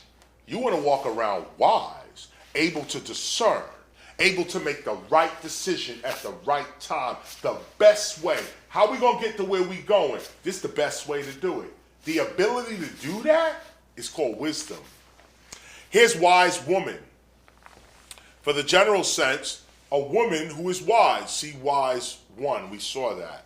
One, a woman skilled in magic or hidden art. See how they do women right there? Look at that, I'm gonna bring you back, okay? The wise man is a man who is wise. So why isn't a wise woman a woman who is wise? A man of good judgment or discernment. So it will be a woman of good judgment and discernment. A woman who is discreet or prudent. A woman who is opposed to, she's opposite of a fool. Nope, that's not what it is. Wise woman is a specific. A woman skilled in magic or hidden arts. A female magician, soothsayer, etc. A witch. Sorceress. Especially a harmless or beneficent one who deals in charms against disease, misfortune, or malignant witchcraft, or bad witchcraft, evil witchcraft. Okay, that's what they're trying to tell you right here. Now, I told you before, why is the woman? You see, let me go back a little bit here. Okay, you see, wise man. Okay, wise man is a man who is wise. So a wise woman would be the same thing. Wise man is a man of good judgment or discernment, a discreet or prudent man. So that would be the woman as well. But as we get to the definition of wise woman, we see all this. A woman skilled in magic or hidden arts, a female magician, soothsayer, a witch. Now, in our generation, we say, oh, a witch. You immediately think of, you start getting some negative thought in your mind. You start thinking, a witch, a sorceress. But they're telling you, the original wise woman, who was called a witch and a sorcerer, she was curing disease. She was getting you out of misfortune. She was taking that evil witchcraft off you. That was the wise woman.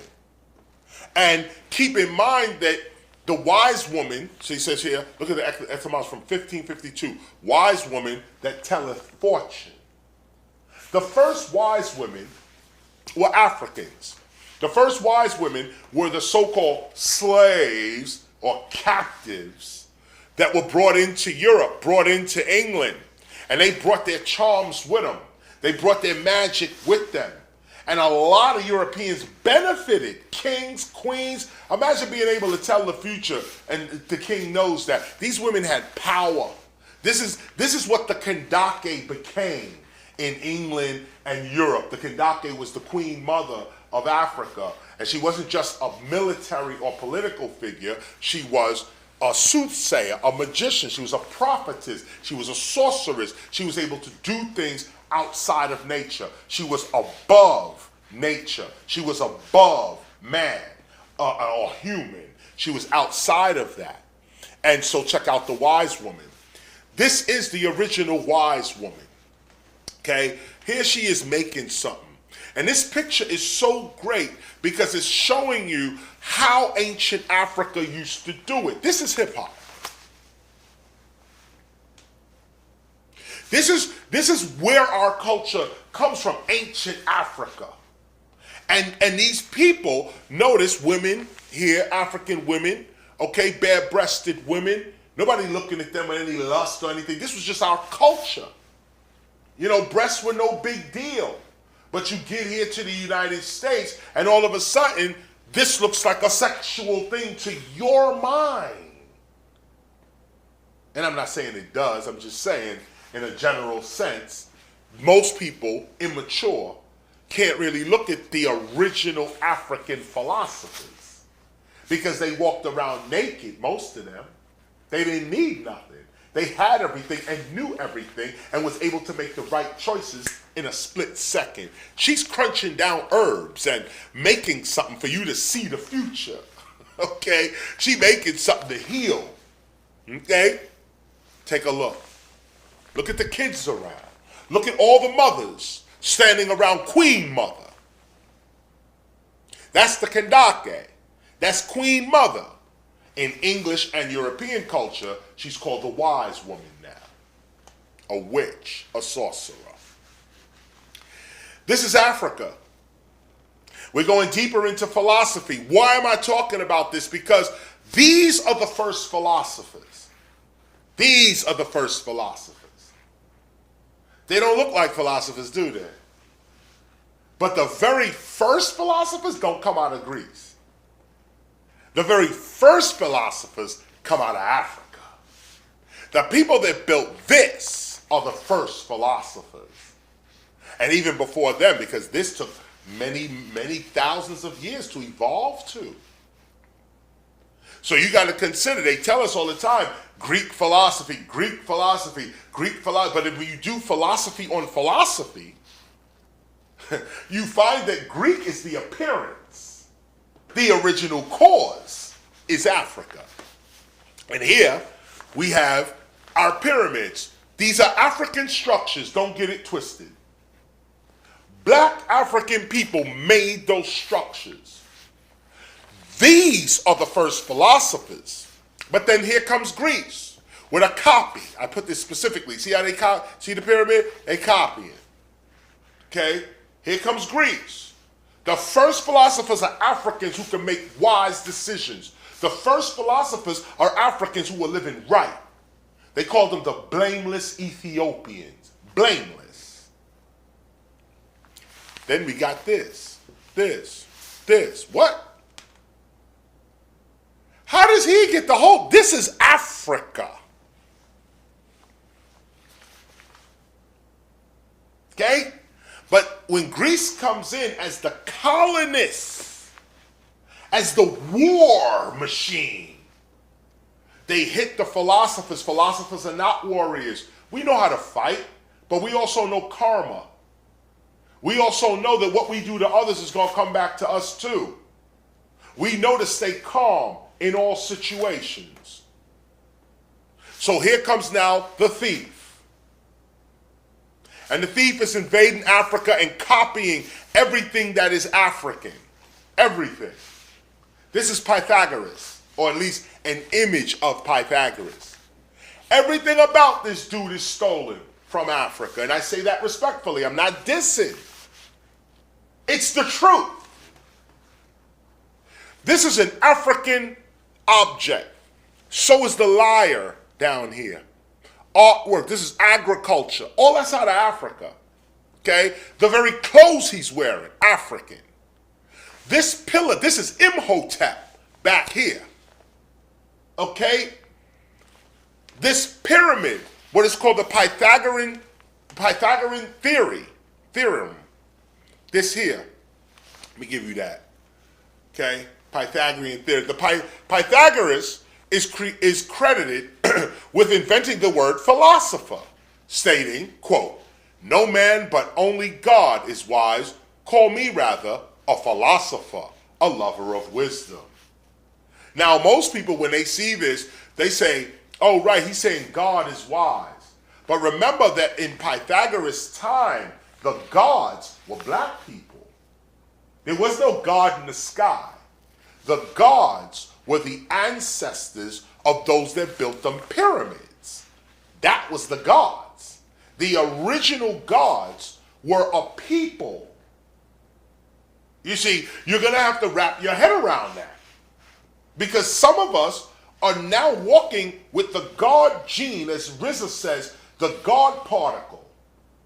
We're walking around with the God particle on us, regardless of race, because we're all intermarried now. We're all sharing blood now. We're all together. And this is what the ancients wanted. They wanted us They put their blood into humanity. This is where we get the idea of the Da Vinci Code and the blood of Christ and all of these type of things. These are allegories for the original philosophers, the first gods. The first gods were not some fantasy. They were regular people with knowledge. They were regular people with knowledge beyond the average person. This is your God. This is Pythagoras. I'm going to leave this up so you can take a look at it. I'm not really dealing with Pythagoras. We got to keep going further. I just wanted to show you the theft. Okay? Pythagorean theorem, that's this thing down here. Bring that up. That's this right here. I was talking to a mathematician, actually Zizwe's son, Professor Z's son. I was talking to him. He was breaking this down for me, and he was saying that the Pythagorean theorem, he was saying that this, and this are the same. That's the point to the theorem. If you understand this, this here, that all of these squares, although they look different, they're actually mathematically the same when they, this is actually how you build houses, they would say. This is actually how you would build a house if you understand this. I'm not going to get into this right now. I'm leaving it up for you to take a look at it. This is the Pythagorean theorem. You should look this up and read more on it. It takes more time for me to explain it correctly here. I'm not dealing with him on that level. Look it up for yourself, Pythagorean theorem. I want you to look here, okay? Look at what I'm doing. You see here? He's holding a pyramid. I'm putting a pyramid right there. That's Africa. What he is really holding. See, somebody else would look at this and can't make the judgment. They say, oh, it's Pythagoras, and he came up with pyramid mathematics. He came up with the Pythagorean theorem. He is the reason. You look at the Pythagorean theorem. A2 plus B2 equals C2. A, B equals C. These two can go into this.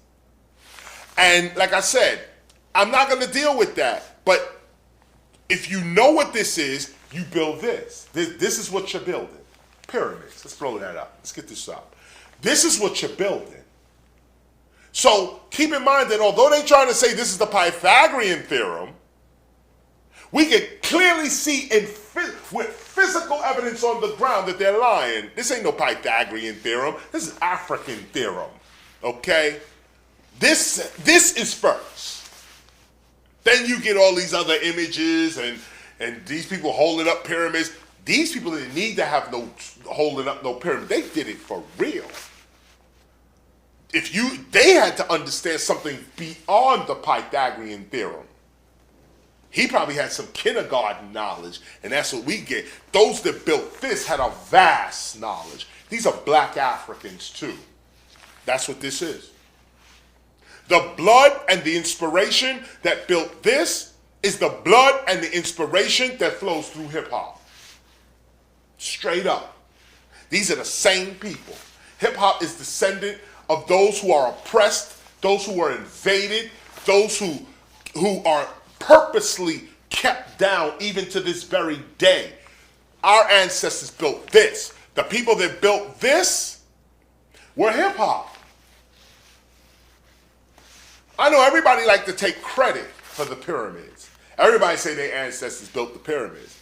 But they don't want to get down to the real historical fact that the people that built those pyramids are the same people who were captured, enslaved, dispersed. Why? Because they didn't fight back. They weren't on that. They are philosophers. They were calm under pressure. They went along with it. Whatever you want to do, let's go. That's the philosopher mind. I'm wise. I can make a split-second decision. This guy wants to kill me and my family and enslave my children. Let me go to him first and offer myself. Let me cool this situation out. But if you let Hollywood tell it, they'll tell you that black folk were just sitting there getting whipped and abused by white people that had no power. That's a lie. Those who build this, they have an inner strength.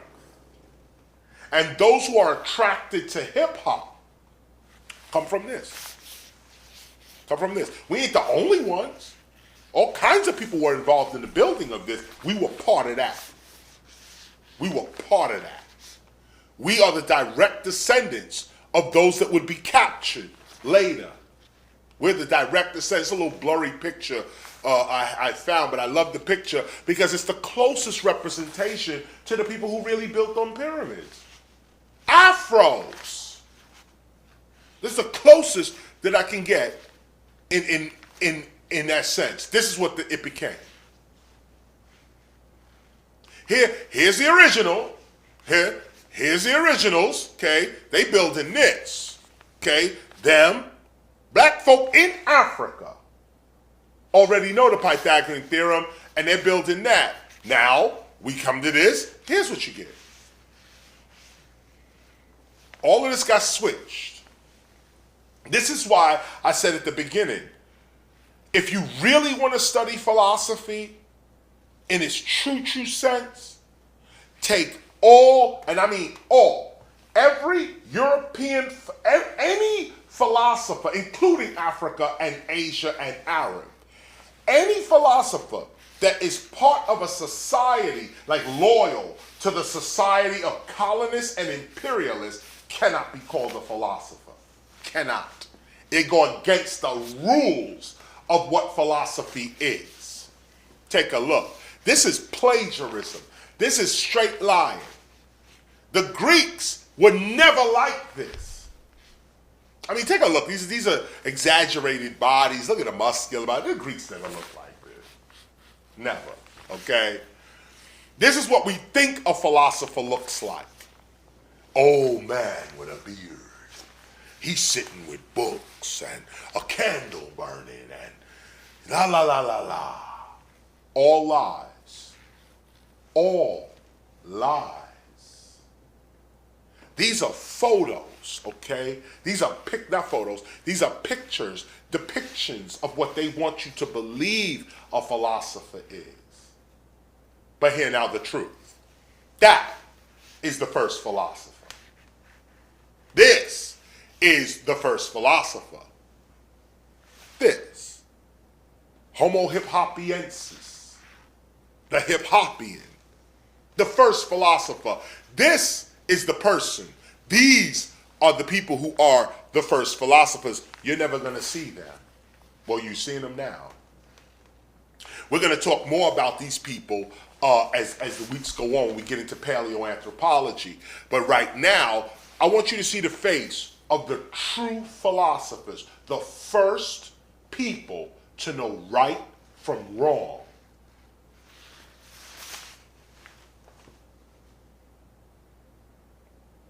Moving on, take a look at them. I put this picture up here because I want you to see the real and the stylized versions of these people so you can get your eye right. Real and stylized. Check out these women right here. Beautiful sisters right here. Take a look at them. Look at the hair. Look at the hair. Okay, I want you to come back. Look at the hair. Look at the hair. Okay? These are philosophers. These are the philosophers. If you could get your mind, jar your mind off the European colonialism and imperialism and get with the truth. The first humans to make the right decisions for survival are black folk. Africans like these. Take a look at the hair, take a look, and take a look. This is the stylized version of these real women. Of course, these are ancient Egyptians, but that's what ancient Egyptians were really like. These are pictures, depictions, like we draw graffiti. This is them, but the real was this. They were studying this. This is a picture of the universe I got up here right now. They're studying this. These women are studying this. And they're teaching it to their kids. And their kids are growing up as men. And they're studying. They're like, wait a minute. What do you mean? What's going on? This is the first philosopher. This is the first philosopher studying this. This is the beginning of agriculture. This is the beginning of the universe actually speaking to you. We don't know this language. They took it with them when Christopher Columbus came in. Not just 1492, go all the way back to when the first philosophers were being invaded, and also being invaded by other Africans. You see, keep in mind that what I'm saying to you is that philosophy is not about race, it's about character. And this is why many Greek men and women traveled miles to get to the philosopher. And they received knowledge. And the first generation, second generation, third generation of Greeks, they found enlightenment, built their civilizations, and praised the Africans that taught them the knowledge. It's when you get to the fourth, the fifth, the sixth generation, and people start forgetting who taught who what. And then your children grow up and they're arrogant, and they don't care about nothing. And then the philosophers' children grow up and say, I'm on to something else now. That's that old dad stuff. Dad used to talk about the universe. I don't want to talk about that. I want to. So African children throw away their heritage, and white children forget who taught them their heritage. And now we can get racism. Now the Greeks and the Romans can come in and diss the Africans that gave them their civilization. This right here, back to Africa, we're studying this, y'all. This. Knowledge of the universe is what made these pyramids, is what inspired these pyramids. Knowledge of the universe. This was the original concept of philosophy. It was union with the gods, being able to speak to the gods. These are astronomers. Look at the little hut, look at her, look at him. See, they're not going to show you, they're going to say, oh, these are just primitives. Oh, they're just Africans. Tell that to the Dogon, who, without a telescope or anything, can tell you about, they can tell you about suns. You know, you see the sun in the sky? They can tell you about suns that are after the sun. Stars that are bigger than our sun, that are behind the sun.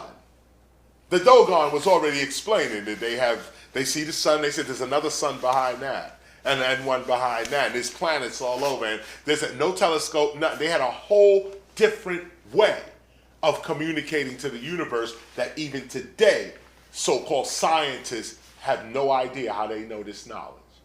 They have no idea, and the Dogon ain't telling them either. The first humans are the first philosophers. That's what I'm trying to get through your head right now. The first humans are the first philosophers. They look like this dude. They were not Greeks. The first humans are the first philosophers. I call this guy Homo hippopiensis, original man, right here. And he was an artist, drawing his friends on the wall. The first humans are the first philosophers. These first humans are not only philosophers, lovers of wisdom and virtuous living. They are also artists, weavers, dancers, and singers. All of these attributes coincide with the very first philosophers, the very first wise men and women, appearing some 190,000 years ago. These ancient and wise beings are often called Homo sapiens, literally meaning wise man, or homo meaning man, and sapient meaning wise. Wise man. Now, do you see the code? They keep the knowledge from us by calling our ancestors Homo sapiens. So we say, oh, this is some medical scientific term, Homo sapiens. But when you really go after the word, homo means man, sapien means wise. Who are they talking about? A wise man. Who were the first humans? Africans. Who was drawn at 190,000 years ago? Africans. So who were the first philosophers? Africans, and not just Africans, a certain kind of African. A certain kind of African that was wise and able to make choices, decisions. Not all Africans were able to do that. Not all humans can do that. The New Shorter Oxford Dictionary, what does sapient mean? To be sapient, Homo sapiens. To be sapient, or let me just read the whole thing. Sapience, okay? Wisdom, understanding. Formerly, especially as an attribute of what? Wait a minute. Did they just say that? Sapiens, okay? Wisdom, understanding, formally, especially as an attribute of God. This is what we're getting into now. Because this is what philosophy is all about. Union with God. Having a divine knowledge to communicate with divinity. Sapient. Okay, superior, having taste, to be sensible or wise, now, having knowledge of, aware of, okay? And we talked about that a couple of sessions ago, about hip pertaining to awareness. And here we see in the definition of sapient, aware of, to have knowledge of, or to be aware of, okay? That's what it means to be sapient. So we can even say to be sapient is to be hip. Okay, right here. Aware of, that means to be hip. Pertaining to characteristics of modern man. Homo sapiens. Only in Latin, sapiens, a wise man, a sage. So this idea of a grunting animal, Homo sapiens, we got Neanderthals, Homo habilis, Neanderthalensis, and this Homo sapien, a modern human, still hairy, still kind of ape-like, but this is what they're pushing on us. No, the Homo sapiens were not some ape-like people, and they know that. That's why they put it in these books that you're never gonna get. These books are hard to find. These books, you gotta order them. That's what I'm showing them to you. You should order these books and get them if you can, because this is where they hide the knowledge. They know that Homo sapien means wise man. So why are you depicting ancient humans as these animals grunting and growling when you know you're degrading the image of a wise sage? Sapiens. We go to the Oxford Latin Dictionary. Here's sapiens in Latin, where the word comes from. Sapient, the word sapiens, okay, endowed with a mind, rational, of sound mind, sane. 2, of persons, wise, understanding, having sound judgment. Okay? This is what they want you to think a Homo sapien is. And if you can move your mind past this, you'll see that, okay, let's say that our ancestors look like this. Let's just say this is true as a true depiction of our ancestors. What makes you think this guy is stupid, grunting, growling, an animal man? No, get out of that. This is a Homo sapien. Look at him as he is. Now, I don't agree with this picture at all, but let's just say this is the truth. Then also adjust your mind to say that this is who's reading the stars. This is who's doing agriculture. This is who built the pyramids. This is who developed speech, art, music, handwriting. This. Let's say this is the image.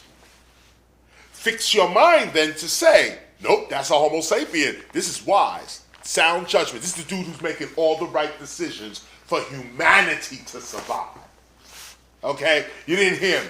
He's making all the right decisions for humanity to survive. Often referred to as subhuman and prehistoric, and often depicted as a half-man and half-ape characters, these early humans, our ancestors, left physical evidence that they were just as much human and shared the same basic human desires and needs as any human does today. But if they draw him like this, you dehumanize him in your own mind. Because he don't look like a human. He don't look like a modern day human.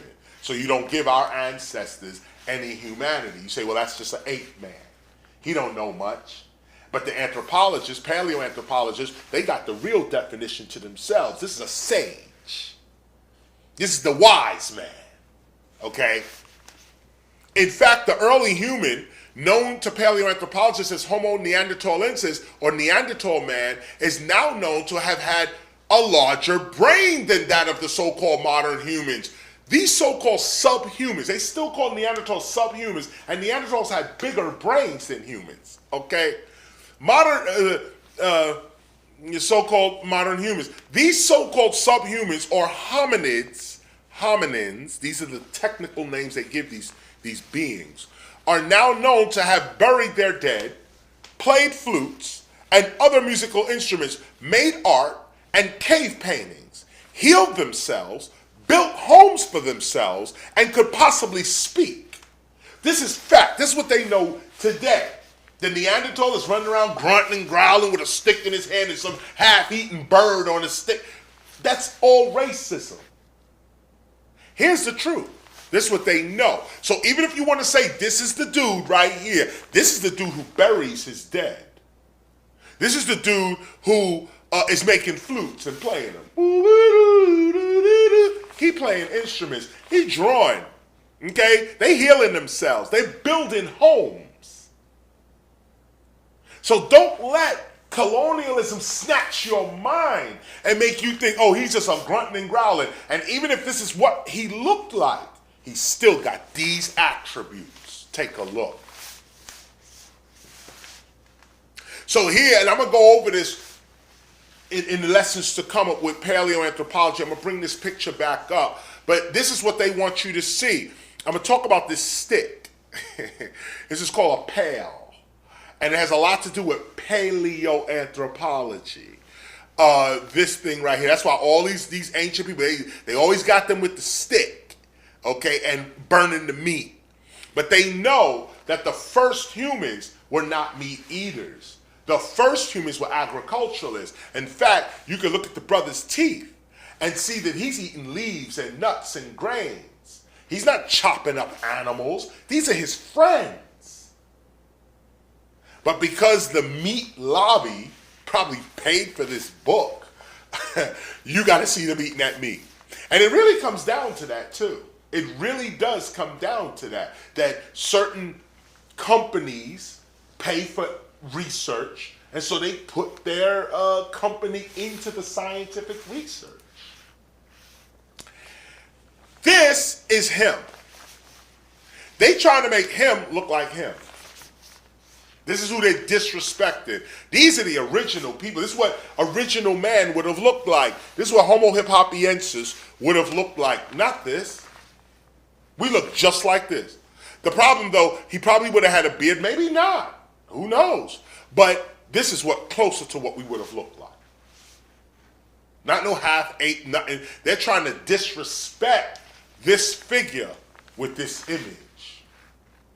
And your eye got to be open enough to really see it. I call this figure Homo hip-hopiensis. Homo meaning man, hip-hopiensis, our ancient ancestor. And remember, we have an ancient ancestor. We don't come from slavery. That's stupidity. We come from ancient cultures that flow through our blood, and we're expressing that culture through what we call hip-hop today. Here's the female Homo hip-hopiensis, man, woman, brother, sister, husband, wife, Kandake, queen, mother, king, father. This is the original, and this is what it's really all about. So we're going to take our first break right now. What have we learned? We learned that philosophy is about wisdom, the pursuit of wisdom, the love of wisdom, wisdom. Wisdom is about being wise, not being foolish, about making the proper decisions, knowing right from wrong, good from evil. This is wisdom. This is what it is. And when you practice this, you're being wise. Your life is lifting up because you're not being foolish about your existence. Let's take our first break. I'll be right back.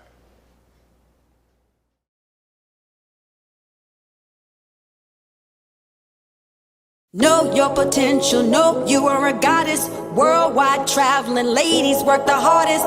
Don't be mad cause we are coming up. It's just ladies' luck. Put your ones up. This time I'm gonna make it, I'm gonna come up. It's my time to shine, don't try to run up. Had my share of failures in the past. This time good times last. See, I'm a queen from the ghetto. See, I'm a queen from the ghetto. Protect grind, taking many, many jobs, going nowhere, working so, so hard. Gave that up and quickly made a change. Quick cash, big stash, she let him make it rain. But she knew one day that she would come up, change her life again. She sees the sun up, it's her time to shine. Don't try to run up. Had your share of failures, put your ones up. In life, put your ones up. Say it's alright. See, she's a queen from the ghetto. See, she's a queen from the ghetto. Protect your queendom. When I rise, they always start chasing. Backstabbing, throwing shade, over tea debating. Came from the bottom, now we're moving on up. Let's just get these checks, put your ones up. Street life really takes a toll. Young man, peer pressure, gotta play a role. Risk his life each night, packing bowls. Taking what's not yours, truth be told. Big dreams, big plans, you gotta get a break. Street life will bite, be careful what you take. Young man, you don't know who you are. One day you could be a star. He said, I will change my life. Say it's alright. See, he's a king from the ghetto. See, he's a king from the ghetto. Hey, hey, hey, hey. Protect your kingdom. When I rise, they always start chasing. Backstabbing, throwing shade, over tea debating. Came from the bottom, now we're moving on up. Let's just get these checks, put your ones up. You're gonna know my name, Queen. You're gonna know my name, Queen. When I rise, they always start chasing. Backstabbing, throwing shade, over tea debating. Came from the bottom, now we're moving on up. Let's just get these checks, put your ones up.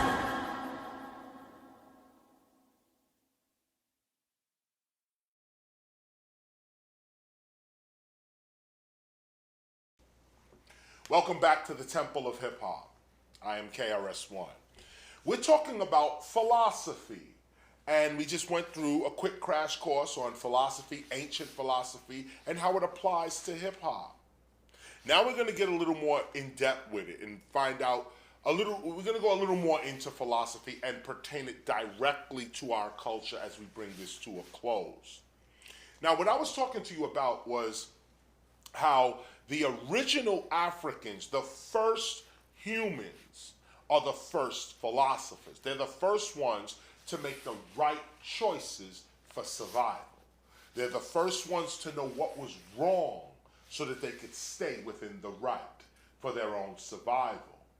It would be years later, centuries even later, that the Greek civilization would rise and begin to copy these wise sages, these black sages that they were seeing. And like I said to you, the Greeks originally were respectful and appreciative of the knowledge in which they got. It's the children, the later generations, that forget all about their humble beginnings and begin to disrespect the ancestors of their own teachers. And then, of course, the ancestors of the original teachers begin to disrespect their own traditions, begin to disregard the ways of the ancients. And this is where you get the talk about being, the word is called degenerate. And you'll notice that Romans and Greeks, this is the word they love to use, and racists today love to use the word degenerate toward black people, especially. And when I did the etymology on that word degenerate, it brought me through the word gene and genius. Not genius as in high IQ or intelligence, but genius in the sense of your genealogy. And the argument was that the Greeks and Romans and others, Arabs as well, They knew about the blameless Ethiopians. They knew about the original gods, human beings with a vast knowledge outside of what was called man. Remember, the word man, that word is applied to everybody that is European, Greek. This is what they are saying humanity is about. But there were gods. And like I quoted Pythagoras early on, where he says, no man, call me, only God is wise, call me a philosopher. We think he's talking about God in the sky. He's talking about real people. The gods are wise. I'm just a lover of wisdom. And this is what is important to understand about philosophy. It's one thing to be wise, and it's another thing to pursue wisdom. That which you pursue, you don't really have. So this is where we get into this piece about Greece. And here now we're going to bring some names to you. This is where the plagiarism begins. Asclepius is really Imhotep, while Zeus is really Amun, Dionysus is really Osiris, Hermes is really Thoth, Hera is really Mut, Apollo is really Heru, Horus and Aphrodite is really Hathor, which is really Isis, which is really Aset or Hest, which is really someone whose real name and legacy is now lost to history. Only the remembered image of the character and contributions of such a primal people remain. This is Stolen Legacy, a famous book by a dude named George G.M. James, and miraculously, right after he wrote this book, he was killed. And so we open the book up, and I'm going to read you this side first and then this side. Let me get into this side. Let me bring it back. We're over here. We're starting over here on this side of the book. Chapter 3. Greek philosophy was the offspring of the Egyptian mystery systems. Straight up. Read it again. Greek philosophy was the offspring of the Egyptian mystery systems. The Egyptian theory of salvation became the purpose of Greek philosophy. The earliest theory of salvation is the Egyptian theory. The Egyptian mystery system had as its most important object the deification of man. This is the difference between the original African philosophy and what it became in the hands of Western colonists and imperialists. Original philosophy was the deification of man, man becoming God, and taught that the soul of man, if liberated from its bodily fetters, could enable him to become godlike and see the gods in this life and attain the beatific vision and hold communion with the immortals. This was the purpose of philosophy. This is why you joined the mystery system. This is why you wanted to be right. This is why you disciplined yourself and stayed within your sphere. You didn't want to overstep your boundary and become evil. Going back to Stolen Legacy, this right here, let me just run you through it real quick, actually. Hold on, let me bring you back.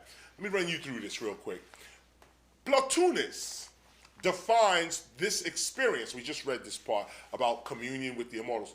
Plotinus defines this experience as the liberation of the mind from its finite consciousness. Now, just keep in mind, that animal man I showed you in the first part of our teaching, this is who they're talking about. Okay? Homo sapiens. Okay? Early humans, early Africans. This is who they are trying to animalize and subhumanize and distort in your own mind in history. Okay? Plotinus defines this experience, this idea of being deified, experience as the liberation of the mind from its finite consciousness, when it becomes one and is identified with the infinite. This liberation was not only freedom of the soul from bodily impediments, but also from the wheel of reincarnation or rebirth. Where do we hear that? Ain't that Buddhism? It involved a process of disciplines and purification both for the body and the soul. Since the mystery system offered the salvation of the soul, it also placed great emphasis upon its immortality. The Egyptian mystery system, like the modern university, was the center of organized culture. Do you see this? Do you see this? The Egyptian mystery system, like the modern university, was the center of organized culture, and candidates entered it as the leading source of ancient culture. That's why the Temple of Hip Hop exists as the center of hip hop's culture. According to Pikesman, you see the word, I'll leave it up there for you. The Egyptian mysteries had 3 grades of students. One, the mortals, probationary students who were being instructed, but who had not yet experienced the inner vision. And by the way, I used to talk about this all the time. As a matter of fact, you can catch the lecture about the 5th dimension. Some call it the rock star lecture. Actually, the lecture is online now. So I was lecturing somewhere, and a person obviously recorded it and put it on the internet. I guess it opened the minds of a few people as to what their soul, the evidence of their soul was really all about. Well, that's right here. Okay, this was the first lesson that was taught. The mortals, probationary students who were being instructed, but who had not yet experienced the inner vision, the voice that speaks without the mouth, the eyes that can see your past and your future, the ears that can hear without words, that inner vision. 2, the intelligences. This is the second part. One is called the mortals. Then you become the intelligences, those who had attained the inner vision and had received mind or nous. Remember, mind was that inner voice. That's what mind was, that inner voice, the voice that speaks without moving the mouth, the sight that could see with closing these eyes, and you still see your past, your present, your imagination. When you read a book, you hear a voice in your being reading the book, yet your mouth is not moving. This is what is called mind, or what was the original concept of mind, was your inner being. And 3, the creators or sons of light who had become identified with or united with the light, true spiritual consciousness. That's it. You united with the light. How do you get to the light? You have an inner being that's already there. Once you realize that, you now can walk into you're in the light, actually. Going back to the book, I'm opening the book up real quick. We just read this part of it. Let's move over here. Why am I moving over here? Because, like I said to you, philosophy is an attitude. It does not begin with warring civilizations, colonists, imperialists, kidnappers, enslavers. Societies like this don't produce philosophers or philosophy. Only those societies that are at peace with themselves, those societies who have enough to eat, those societies who are so ordered and so right that they have the time to study the stars, the time for weaving and pottery making and food preparation and all this. You have to have time for that. A warring culture has no time for that. That's what Stolen Legacy is bringing up right now. Put your attention right here. It is obvious from a study of the causes and effects of the Peloponnesian Wars, that's some Greek wars, that, 1, or A, the Greek states were envious of each other, and the desire for power and expansion led to constant aggression and warfare amongst themselves. The condition of constant warfare between the city-states was unfavorable for the production of philosophers. Before passing on to consider my next position, I would like to say that it is an accepted truth that the development of philosophical thought requires an environment which is free from disturbances and worries. The period commonly assigned to Greek philosophy, Thales to Aristotle, 320 to 622 BC, was exactly, 320, to 622 BC, was exactly the opposite to one of peace and tranquility, and therefore it could not be expected to produce philosophy. The obstacles against the origin and development of Greek philosophy were not only the frequent civil wars, which they explained up here, Greeks fighting amongst themselves, and the constant defense against Persian aggression, but also the threat of extermination from the Athenian government itself, its worst enemy.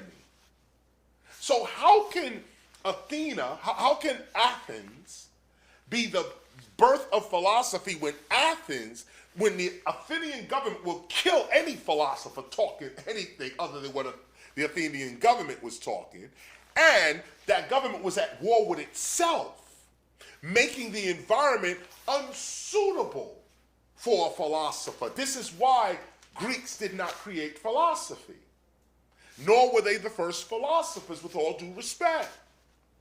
Africans are the first philosophers. Africa is the land of the first philosophers. There are pockets of places in Africa that are so peaceful that the gods can dwell there. That's what we're dealing with. Here now, the plagiarism. I read this earlier on. Our moon is Zeus. Here's the Greek, here's the Egyptian. And I got this too from a museum, out of a book out of a museum, which clearly shows you. Like, look what they did. Mut, African goddess, is Hera, or Juno. And all these figures now are white-looking kind of thing, okay? They can't hide Osiris. They gotta make him this. And they usually paint Osiris green. Anything but black. Okay. Khonsu, okay, whoever that is, Hercules. Osiris is now Dionysus. Okay. Isis Hathor is now Demeter Aphrodite. Ceres, Venus. Horus, her child, is now Apollo. Seth is now Typhon. Neith is now Athena, Minerva. Look at African, these are the first philosophers. And here's how they're being plagiarized. So Greeks took the African image of philosophy and the concept of philosophy, put it on themselves, and then later generations would say, this is ours.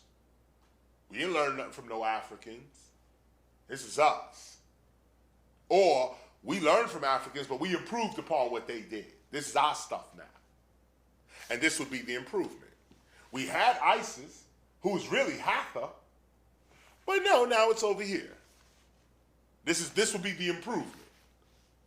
It's called plagiarism and theft. Wisdom is a character, not a study or a pursuit. Remember that. Wisdom is a character, not a study or a pursuit. Those that study wisdom do not become wise, just as those that pursue wisdom never retain it. I'm going to leave that up there for you to ponder that for a minute. It's a deep thought, but it's what philosophy is all about. Those that study wisdom do not become wise, just as those that pursue wisdom never retain it.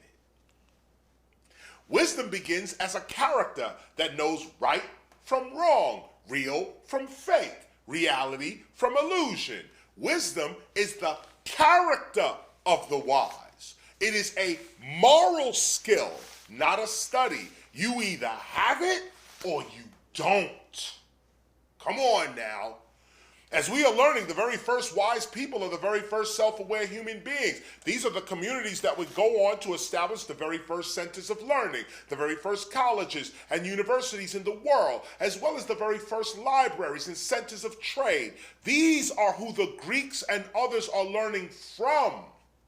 because of this long-standing academic tradition lasting hundreds of years, well after 1492, it was still the image of the wise black person, commonly called Moor in Europe around this time, that was the image that every student in Europe, as late as the 1800s, was encouraged to emulate or copy and surpass. The wise black, or the Sophie, wise, black African, Moor. This is where we get the word sophomore from. Sophie Moore. Here's the Oxford English Dictionary bringing up the word sophomore. See sophomore right here? What is a sophomore? A student of the second year at Cambridge. So this sophomore began at Cambridge. This word began at Cambridge. Who was in Cambridge? What is that word? Sophomore. Go back. Sophie Moore. Go back.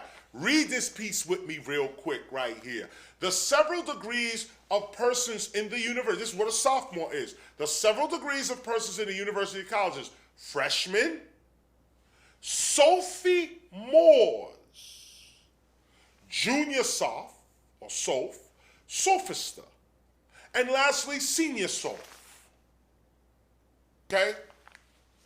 1795. The freshman's year being expired, the next distinctive application conferred is a sophomore.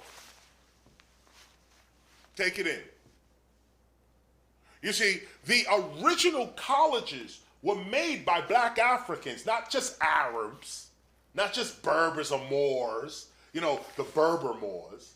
Not just that. No, black Africans, who everybody's taking credit for their knowledge. Everybody taking credit for what they did. No, the original we can see. The Sophie Moore. And Moore later would be associated with Islam. But the original concept, the people they referring to, first had nothing to do with Islam or any religion other than ancestor worship. And they were also called Moors, okay? Now, I'm not going to get into the Moors here. It's not our discussion. But I want you to see the word sophomore, Sophie Moore. This is what this word is about. This is where it comes from. Wise black people. This is what everyone was aspiring to. Even young blacks was aspiring. You want to be the Sophie Moore. And more referring to black or Negro or nigger. Either way you want to put it. This is what they're talking about. These people were sages. These people were the first philosophers, the first universities, the first Sophie, wisdom, Moors, wise blacks. Let's look at it closer. Here's Sophie and here's Moore. Both from the Oxford English, I put them together. Sophie, wisdom, knowledge, wisdom, knowledge. Sophie, wisdom, knowledge. 2, one or other of the various sciences departments of study. Sophie, okay, a wise or learned man, a sage. A sage. That's Sophie. Philosophy. Philo is love for this sage. Or philosophy, love for the Sophie. Love for the wise or learned man, love for the sage. Sophie, Moore. And I want you to look at that Moore, okay? Look at, I want you to see that Moore, the spellings, okay, of that Moore, because I'm going to go back here real quick. I want you to see this, right? Application conferred is a sophomore. Not one word like this. The original was 2 words. That Moore is a black man and woman, okay? You see in the etymology of Moore, we see that spelling here. We see that spelling here as well. Moore. Here's all the other spellings of Moore as well. Let me blow this up with you real quick, okay? As a matter of fact, let me come back real quick. Let me say this, right? The L. Morris, maybe possibly from some ancient North African language. They don't even know where it come from. Some believe the word to be merely a use of Greek, malpus, black, which on this view is emphatic form of blind. Look how they doing this. But this is confined to late German, maybe even derivative of an ethnic name. They don't know. And look at, and the scholars, you got to look at may even. These words like may and could be and merely and all of that, that is, it means they don't know. When you see words like confer, maybe, perhaps, they don't know. Let's blow this piece up real quick. In ancient history, this is the Moor. This is the definition of a Moor. In ancient history, a native of Mauritania, a region of northern Africa corresponding to parts of Morocco and Algeria. The originals that were there were straight black people, straight up and down Africans. In later times, you see that? Later, you have ancient history and here now later. One belonging to the people of mixed Berber and Arab race. Later that comes. Mohammedan in religion, Islamic in religion, who constitute the bulk of the population of northwestern Africa because they invaded these people, killed them and took their land because they didn't want to convert to Islam. So they killed them and enslaved them and took their land. Africa, and who in the 8th conquered Spain. The Moors went on after they conquered those original Africans that were they were actually called Libyans. And there's all types of Libicus, Libyan. These people were designated that before they were invaded, basically, and told to convert to Islam or be enslaved or killed. And many converted to Islam because not just on the kill part, but they converted because Islam was coming through like the hot new thing.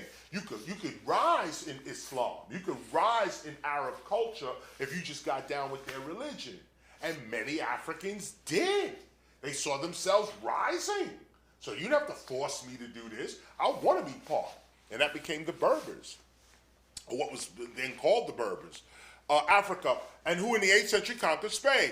In the Middle Ages, now we're going even further, and as late as the 17th century, the Moors were commonly supposed to be mostly black or very swarthy. See, now we're getting past this. In ancient time they were black, they got invaded by these people, now we're back to the Moors were commonly supposed to be mostly black or very swarthy, another name for dark skin, though the existence of white Moors was recognized. Those were the Genoese Moors. They were recognized because to be a Moor, it was only to adopt Islam. And hence, the word was often used for Negro. Do you see that? This is the printed word. This is fact. Okay? And hence, the word was often used for Negro, confer, blackamoor. And we get into that as well. When you study Ethiopia and start studying, this word here becomes entrenched, okay? You start seeing it a lot and so on. And it has really different meanings of authority. They try to degrade the word because, you know, they're after the Negro. They got to make the Negro low. They got to make the Negro an animal. They got to subhumanize the Negro. But as you can see, the Negro is the beginning of wisdom and philosophy. Here they go. And I want to show you this picture because this is just a party going on, just people having a good time, okay? And this is more realistic as a picture. I should have had the other one up here when I showed you Greeks in, with muscular bodies and these philosophers. This is what they're imitating. This is who they want to be. The wise black. You could call this a philosopher's party. The originals. It's how they got down. And all of them don't have to be philosophers. Only she does. All of them don't have to be philosophers. Only he does. Because philosophy is a character. It's a character. And not everybody has the character, no matter what race you are. Everybody don't have this character. moving on, just bringing you up closer to it, you know. But this is the stylized version. So this is the letter for divinity. Now, when you put this figure up, immediately we go, oh, black man monkey, oh, here's the racism. That's how they took your culture. This is a god named Thoth. Some say Thoth. Okay, it's a god. When we were the first philosophers, the word was that this baboon was our first teacher. Okay, now come on now. Kemetic knowledge of the mystery systems of Egypt, of Kemet. This is some of the oldest knowledge that they knew the time when we went from what is called animal or whatever to human, or from man to God. They knew when that happened. And they said the first knowledge who came and brought us writing, who somebody who taught us how to write, was this figure, a baboon. Now this is an image, so it could have been a human that came and taught.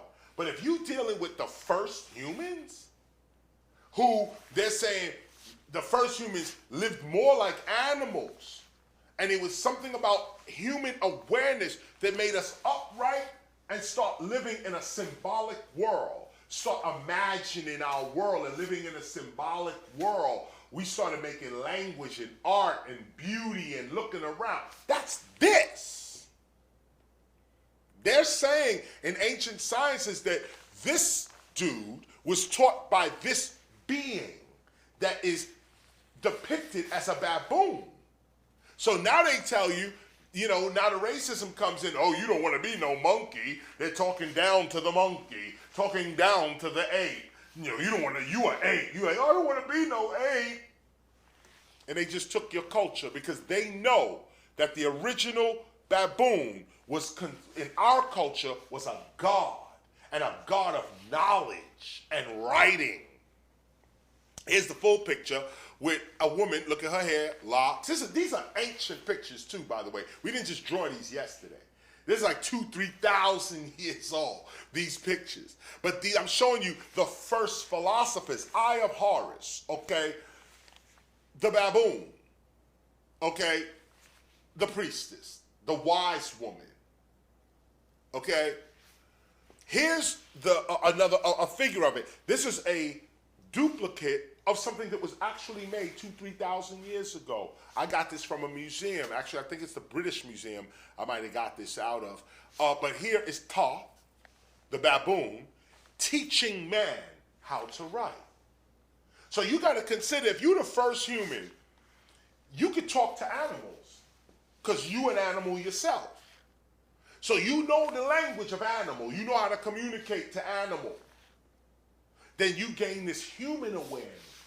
You gain this God consciousness.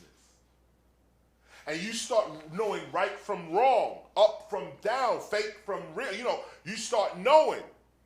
And here's where you become wise. So what is interesting here is that this is the first MC as well. These are MCs. These are divine speakers. What is called the Medu Neter. These are the writers and speakers of the Medu Neter. And they're being guided and inspired by this being called Thoth. And Thoth has more images than just this image right here. Let's read. A baboon is squatting on a small pedestal with his hands sagely laid on its knees. Take a look. Sagely. Those are his hands, little sagely hands over the knees, okay? Sage. We're going to go back. Homo sapiens, sage, okay? Laid on his knees. But it would be sacrilege or disrespectful to mistake it for a pet. They say, don't mistake this guy for a pet. Don't mistake, this is not a pet, okay? This monkey is one of the forms of the god, Thoth. The god, back to that word again, Thoth, patron of the scribes. This is made clear by the offering table set at the base of the pedestal and the humble attitude of the scribe seated at his feet.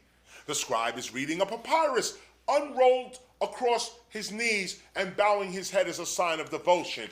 I didn't see that here, and I'm just pointing that out to you because you've got to be, don't just read. Read with a critical mind. It says here, the scribe is reading a papyrus unrolled across his knees. How could you read a papyrus that's unrolled across his knees? Or maybe unrolled, that it was supposed to be rolled up? I don't know, whatever. Rolled at his knees, bowing his head. Let's take a look at this. That's an open scroll, and his head is not bowed. And this information is explaining that picture. This is the card that comes with that picture, comes with that figure, okay? The scribe is reading a papyrus unrolled across his knees and bowing his head as a sign of devotion. The inscription encircling this little group invokes Thoth, master of divine words. Sounds like MC to me. Master of divine words? On behalf of the scribe, whose titles are listed. He is a high official called Nebmerutef,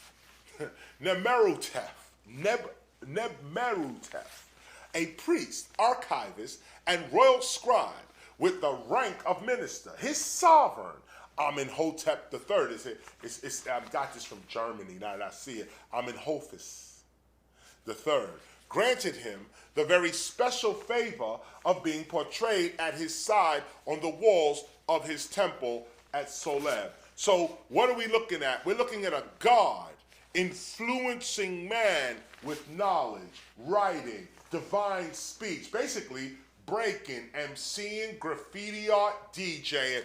That's called hip hop. Let's go forward.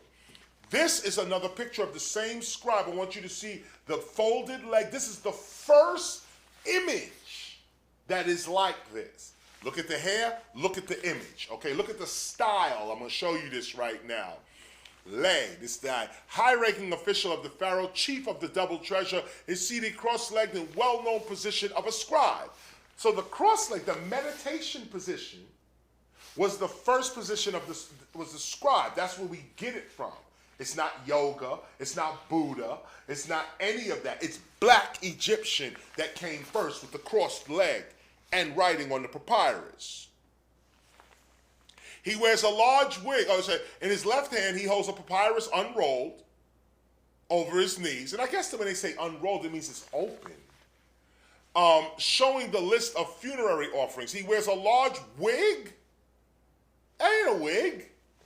He wears a large wig which leaves his ears uncovered and a short beltless skirt tied simply at the waist with a knot. The first portrayals of seated scribes go back to the 4th dynasty, around 26 to 2500 BC. At that time, and by the way, Greece didn't even exist then. At that time, they were princes of royal blood. Blood. Do you see it? Blood. Princes of royal blood. But officials gradually adopted this position. Look at what's just said. At that time, 2,500 years back, okay, at that time, they were princes of royal blood. So they first start out as princes of royal blood. But officials, and that word is so loaded, of other people gradually adopted this position. The scribe is he who knows how to read and write, who uses divine words, the Egyptian term for hieroglyphs. He is the one who imposes taxes, who receives them, who draws up inventories of everything that exists. In short, he has the most important and best profession. It is also thanks to scribes that Egyptian literature is known. Their patron is Thoth. That's their patron saint, is Thoth. Now, this part here could be from the library, from today's museums writing themselves into history, because these guys were not tax collectors. They're not writing about taxes. That's some stupid, crazy they put in here. They're writing about immortality. They're writing about how to reach the gods. They're writing prayers, what is called the Book of the Dead, or in ancient language, coming forth by day and night. It was changed to the Book of the Dead. But they're writing about prayers. They're writing about that other side, that dimension that you peek in your head out of this dimension and into another one. That's what they're writing about. Here's Thoth, or Thoth.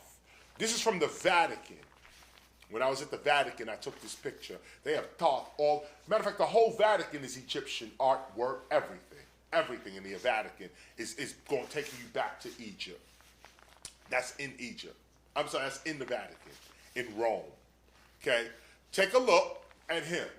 Take a look at the Greek. 2,500 years later, like 1,500 years later, this is what they're doing. Then another 1,000 years after that, here's what's happening.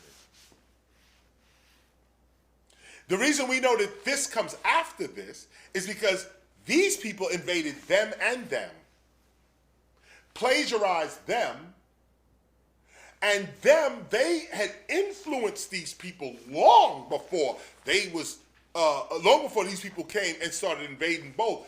This influenced both cultures. They're all trying to imitate the Sophie Moore, the wise black, the Homo sapien. That's what they're trying to imitate. Take a look at her hair. I want you to focus real quick on her hair. See the hair? Okay, Asians don't have hair like that, with all due respect. Take a look at the ears. Asians don't do their ears like that, with all due respect. They do now, some do, especially in Thailand and Cambodia, they do their ears like that, but that's original Africa. That's original African ears. She looks Asian, but the style that they are presenting, the posture of the person with the hair and the ears is all African culture. All black African culture. And it's a specific African that's making the right decisions, that's staying within their sphere, disciplined, knowing what's right and wrong, knowing fake from real. That's a specific kind of African that looked like this. Take a look at this hair and this hair. These are called Bantu knots today. They call them Bantu knots. Look at her hair and look at her hair. This is Lupita Nyong'o. She's from the Black Panther, you know. But I want you to see her hair and look at her hair. This is the ancient, this is modern, but this is the ancient, and this is the modern. Real face. This is what this is. This is trying to be this. Take a look at it again. The Bantu lots. Look at this. Okay? This is where these things come from. And you don't follow African culture in words. We were not a word culture. We were an oral culture and a style culture. So if you want to really study African history, you don't study words in books. You study style. Style. Here's a side view of the same head. Here's now this book I got from Germany, Naga Royal City. Just want to bring this up. We're going to come to a close now. Naga Royal City. These are where the first philosophers are coming from. And this is a royal city, Naga. These were all astronomers. There's other information on the royal city of Naga. Amazing city. And notice the word Naga. That word is loaded. It has all kinds of meanings and definitions to it. But the Germans are studying a whole civilization called the Naga. And here you have Amun, the ram-headed god. They're saying that Amun, the ram-headed god, is even before Egypt. Okay? And exactly what period Naga was founded cannot be proven archaeologically. The city's Meroitic name, Tolti, and Meroitic is Meroe. Meroe was the kingdom of Kush. And so they're saying the city's Meroitic name. This was a part of the Kushite kingdom. Tokti is mentioned in an inscription in the Lion Temple of Musawaret as early as the end of the 3rd century BC. The mention of the god Apidamak of Tokti means that this Meroitic divinity already possessed a sanctuary in Naga prior to 200 BC, at a time when Meroe had become the kingdom's capital, supplanting Napata at Gebel Barkal. And by the way, Meroe was a queendom, not a kingdom. Naga is a royal city. Okay? Temples are devoted to the most important gods of the Meroitic pantheon, Amun and Apidamek. The Leonine Apidamek is completely unknown in Egyptian religion. So originally they said there was Amun and Apidamak. And Apidamak appears to be a feminine god, a leonine, a female lion, I guess. Leonine. Apidamak is completely unknown in Egyptian religion. Amun, on the other hand, plays a dominant role in the pharaonic theological landscape as king of the gods and main deity in the Temple of Karnak since the 3rd millennium BC. At first depicted in anthropomorphic form since the New Kingdom, and anthropomorphic means depicted as animal. Or some, a human that's depicted as animal, or some sort of anthropomorphic form, anthro-man-morphic change form. Since the New Kingdom around 1500 BC. He also appears as a ram-headed man, or in purely animal shape as a ram. Okay? And it says the zoomorphic appearance was doubtlessly, like we have no doubt, that this was borrowed from the Sudan. Okay? Go back to the Sudan. The ram-shaped Amun is not an Egyptian loan within the Meroitic divine landscape, but goes back to thousands of years of local tradition. Okay? Thousands of years. This is the blown up version of it. Matter of fact, I'll leave this up. Take a picture of the screen. You're going to need this later on. You're going to need this. Now I'm trying to show you the ram-shaped Amun. I'm trying to show you that there were other gods involved. Okay? I'm trying to show you that when now other people are explaining our culture, here's how they doing us. Okay? Here's how they doing us. I want to show you something else too. Okay? This is a quick piece. This is a person in here, but this is fragments. Okay, the date of the destruction of the temple of Amun cannot be precisely defined. That means they hide the evidence. Now look at this. Look what happened to the first philosophers. Somebody came into the temple and destroyed it. Okay, now go for these people. These are philosophers. They're in a temple. The date of the destruction of the temple of Amun cannot be precisely defined, nor is the cause known. It came suddenly. Look what they wrote. This is archaeology. This is what they say. This is what they think happened. It came suddenly, while the temple was still in operation. People are praying in the temple, and in comes the colonist killing. You're praying in the temple, and in comes the thief stealing. It says, it came suddenly while the temple was still in operation. Scorch marks in several rooms of the temple show that a fire had broken out. 7 of the 8 pillars of the hypostyle hall toppled. The walls of mud bricks stove in, and buried everything that was currently in use for the cult. Okay, for the group they had going there. Here's a depiction of the ram, which depicts Amun. Okay, and Apidamak. So we got to know, when you're looking at this ram, are you looking at Amun or Apidamak? Apidamak got dissed and thrown to the side. Now all we get is Amun, by which we get the name Amen. And so take a look at what the ancient philosophers were dealing with was they deified the ram. Now, in Western culture, in the culture that invaded these people, or helped to invade these people, the ram is the devil now.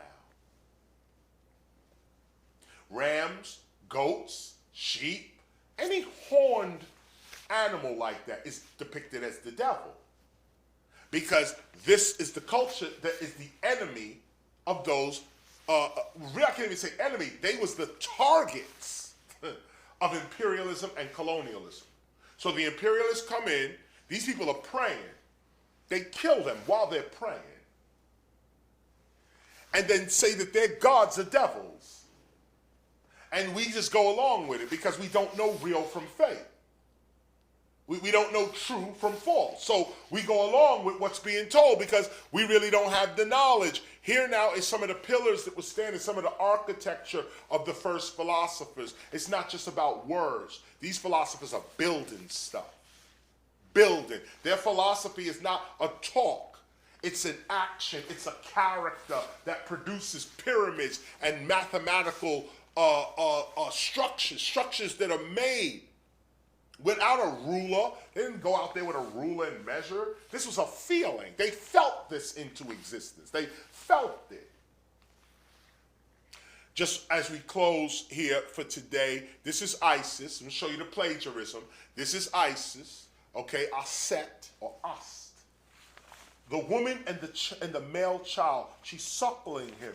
Look at her image. Look at the style.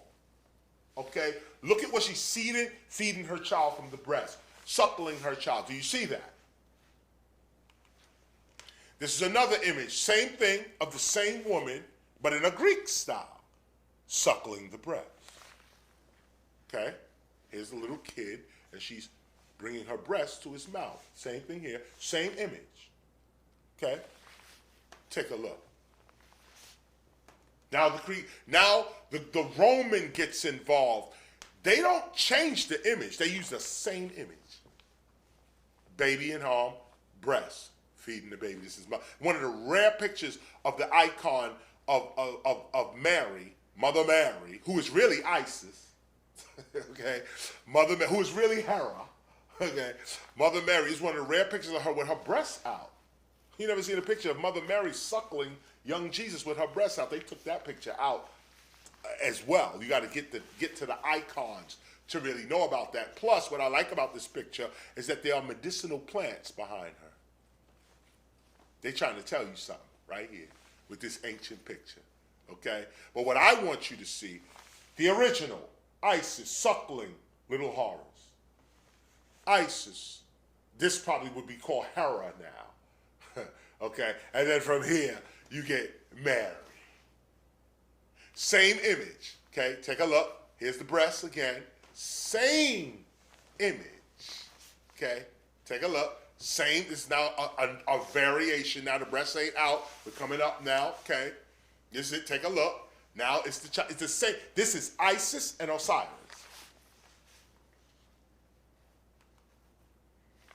Isis, Osiris.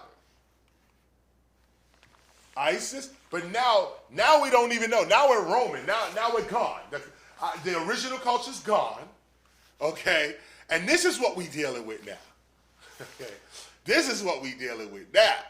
But this is a copy of that.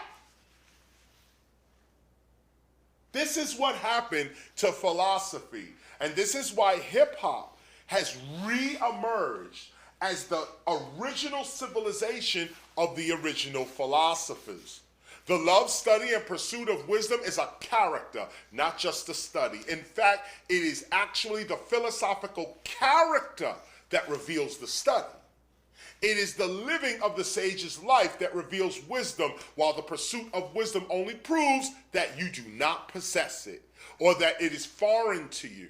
The pursuit of something is not the something that is being pursued, just as the love of something is not the something being loved. Philo and Sophie is what they, Greeks, saw as the character of enlightened, sunburnt beings who obviously loved learning.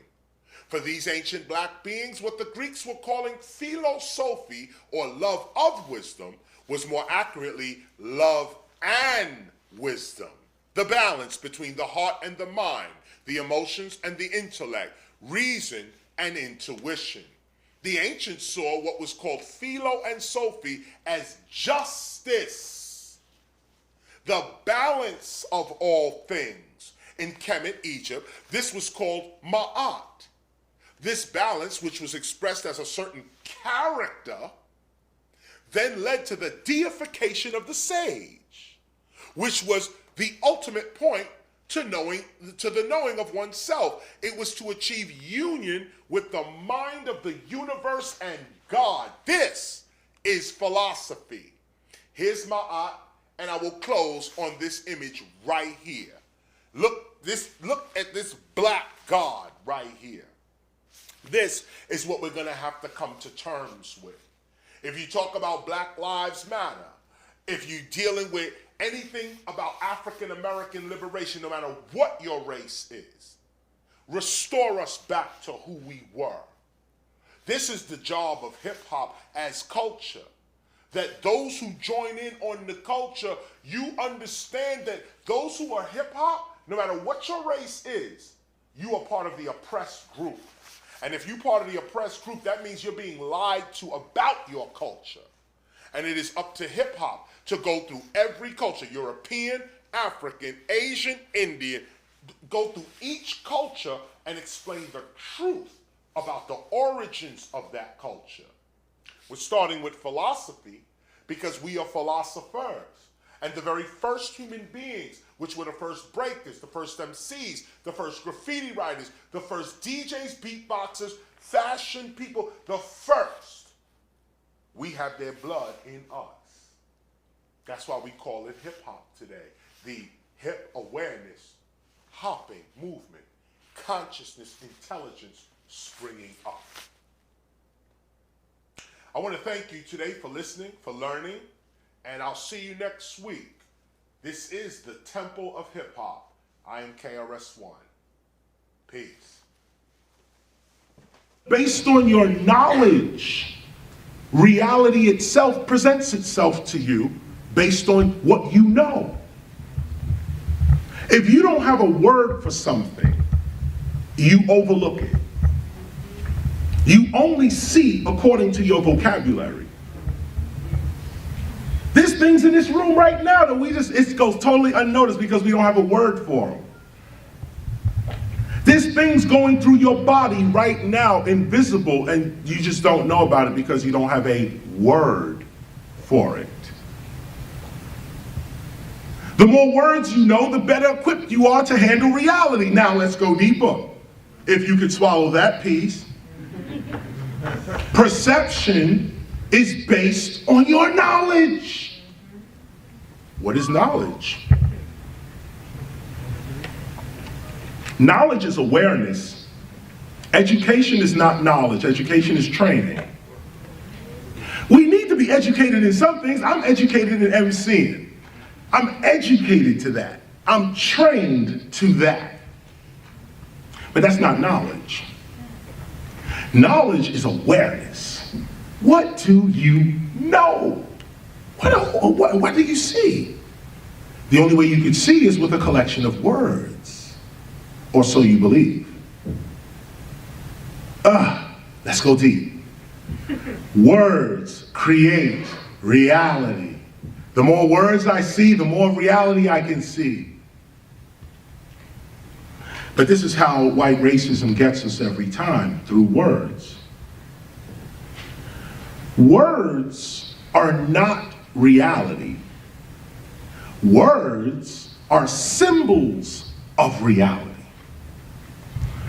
A word, what is a bird?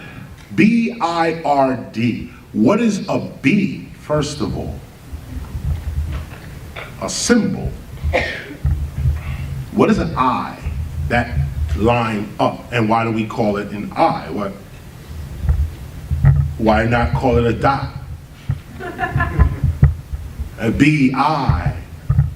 R. What is R? R. Why do I have to say that? R. Bird. D.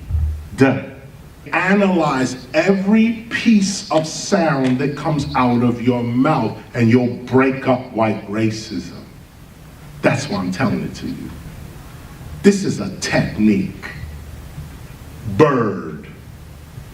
That's not what that thing is. That's what you've been educated to call it. You're not hearing it. You're not hearing it. Come on, let me say it again. B-I-R-D is not what is floating through air. And look at the words. I can't even speak anymore. Look. B-I-R-D is, what is? Not, what is not? Why do I say, why am I speaking like this? Once you can get past English language, you get past English racism. We can't get past English racism because we're speaking English. And the English language words are creating the reality in which we are seeing. This is why when you speak slang language, it upsets white racism. You have taken that word that they say, oh, what is that thing doing? It is flying. What is flying? Flying. What is that? Like, what is that? What exactly is it? Flying. Something going through the air, I guess, without a pole to hold it up. Flying. Why can't we call that God?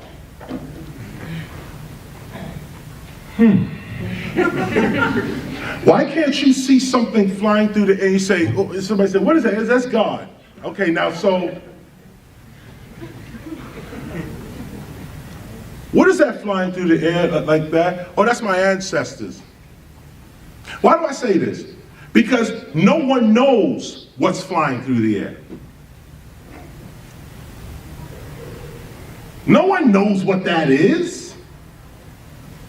But in a culture, you have to give meaning to every material item in your world or you won't see it. So for English, it's called bird, B-I-R-D. So that's what we agree to call that. But that ain't what it is. Those that are into true spirituality think on this other side. If you notice, people don't want to say, they don't want to admit it, but you can check the history books on this one. Most of the spiritual teachers of history, Jesus, Buddha, Moses, these people, not Moses, Jesus, Buddha, Krishna, they were illiterate. Go back through the history. Jesus couldn't read. Yes. Buddha couldn't read. Krishna couldn't read. They were illiterate. Could not count. These people were not interested in English systems. In fact, their civilization is before it.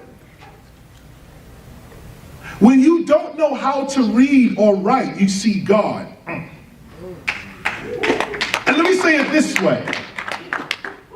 When you can look past the symbols of reality and see reality, you see God. You see the activities of God. The reason we have so many atheists in this world today is because they're speaking English.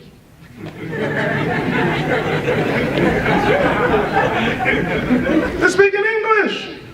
If you could see a reality, I'll give you here's another example. This is what the mystery systems used to teach. This is what you had to know before you even got in. What is this?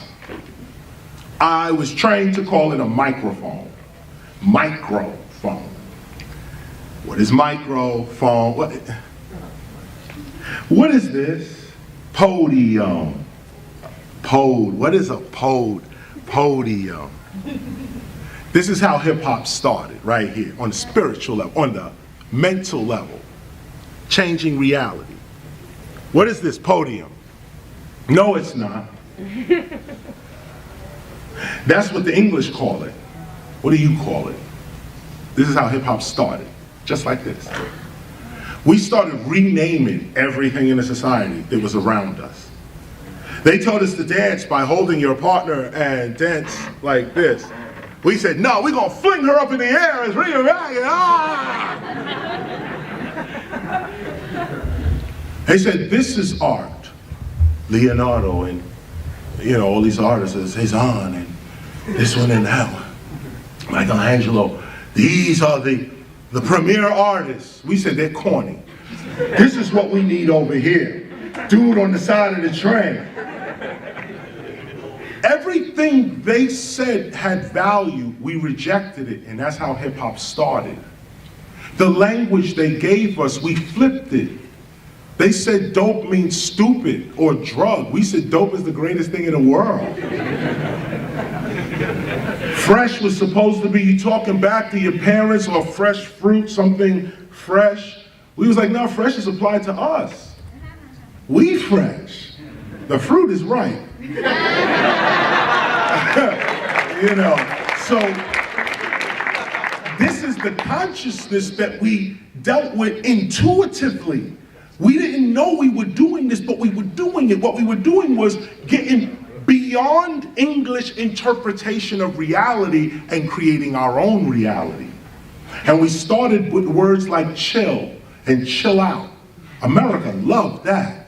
When they first heard chill and chill out, that was all. Everybody said, yeah, we gotta chill. That's all from hip hop. Most of American society today, most of American culture, I tell you this with all due respect, one of the only things the world like about America is hip hop.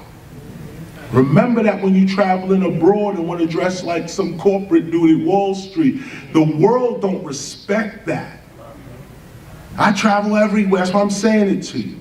When you get off planes and I take ships, I don't fly. But when you get out in the port, dudes is hip hop. The dudes like handling your bags, hip hop. The police, hip hop. The people that's checking you in, hip hop. And I'm not talking about, they like rap music. These are B-girls, B-boys. You walk in, they say, they're checking you in to the hotel. They say, I'm gonna be at the B-girl convention this weekend. Are you gonna be there? Yeah, I'm gonna be there. And she's all dressed up tight and all this, like in her corporate look. The world is exploiting and enjoying hip hop way more than America is.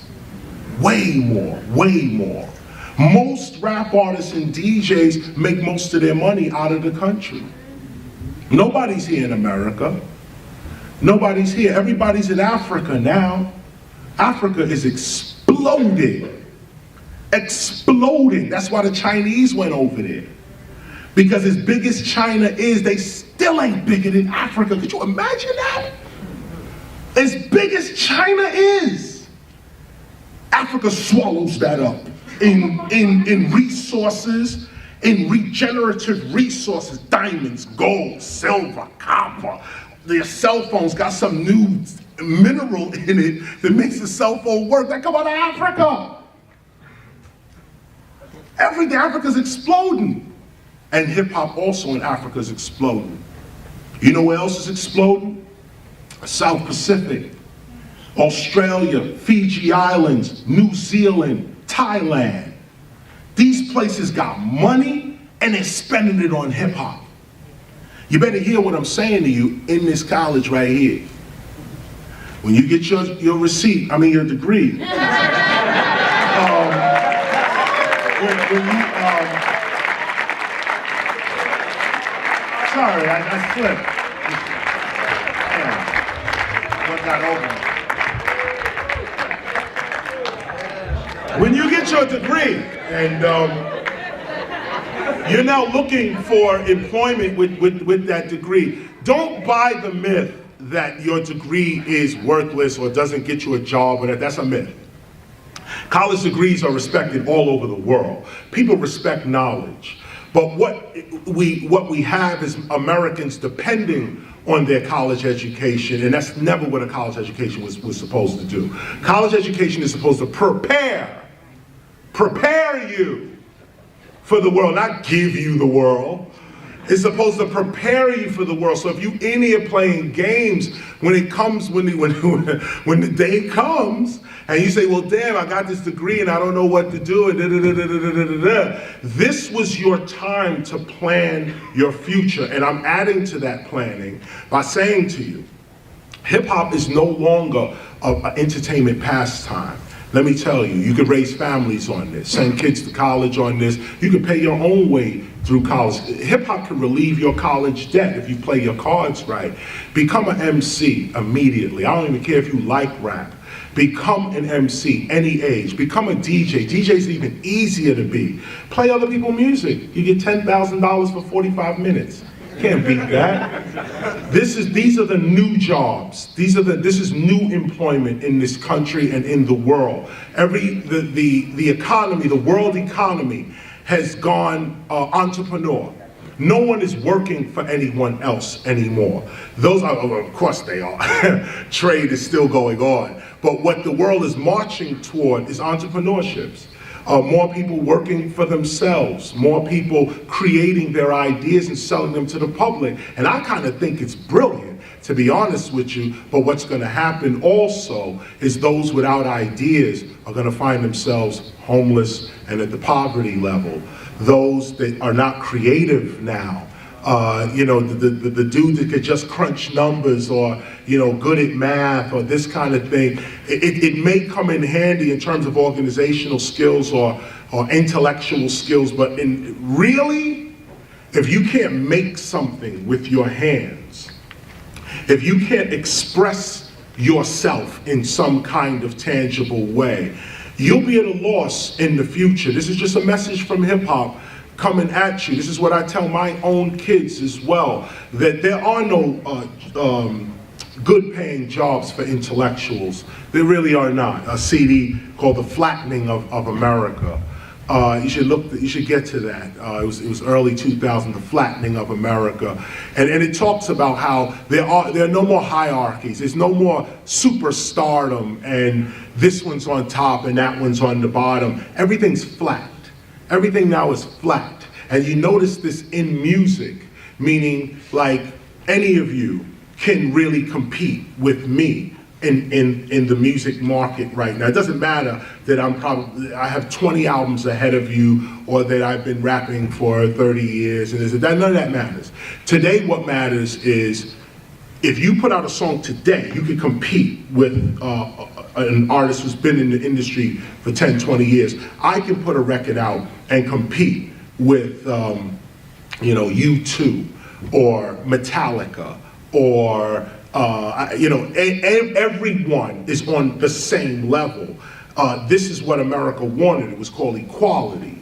Everyone on the same level. But this is also now becoming an issue because if you're not a creative spirit, it's going to be difficult. Now, let me go back to something real quick. We have some new people that actually came in.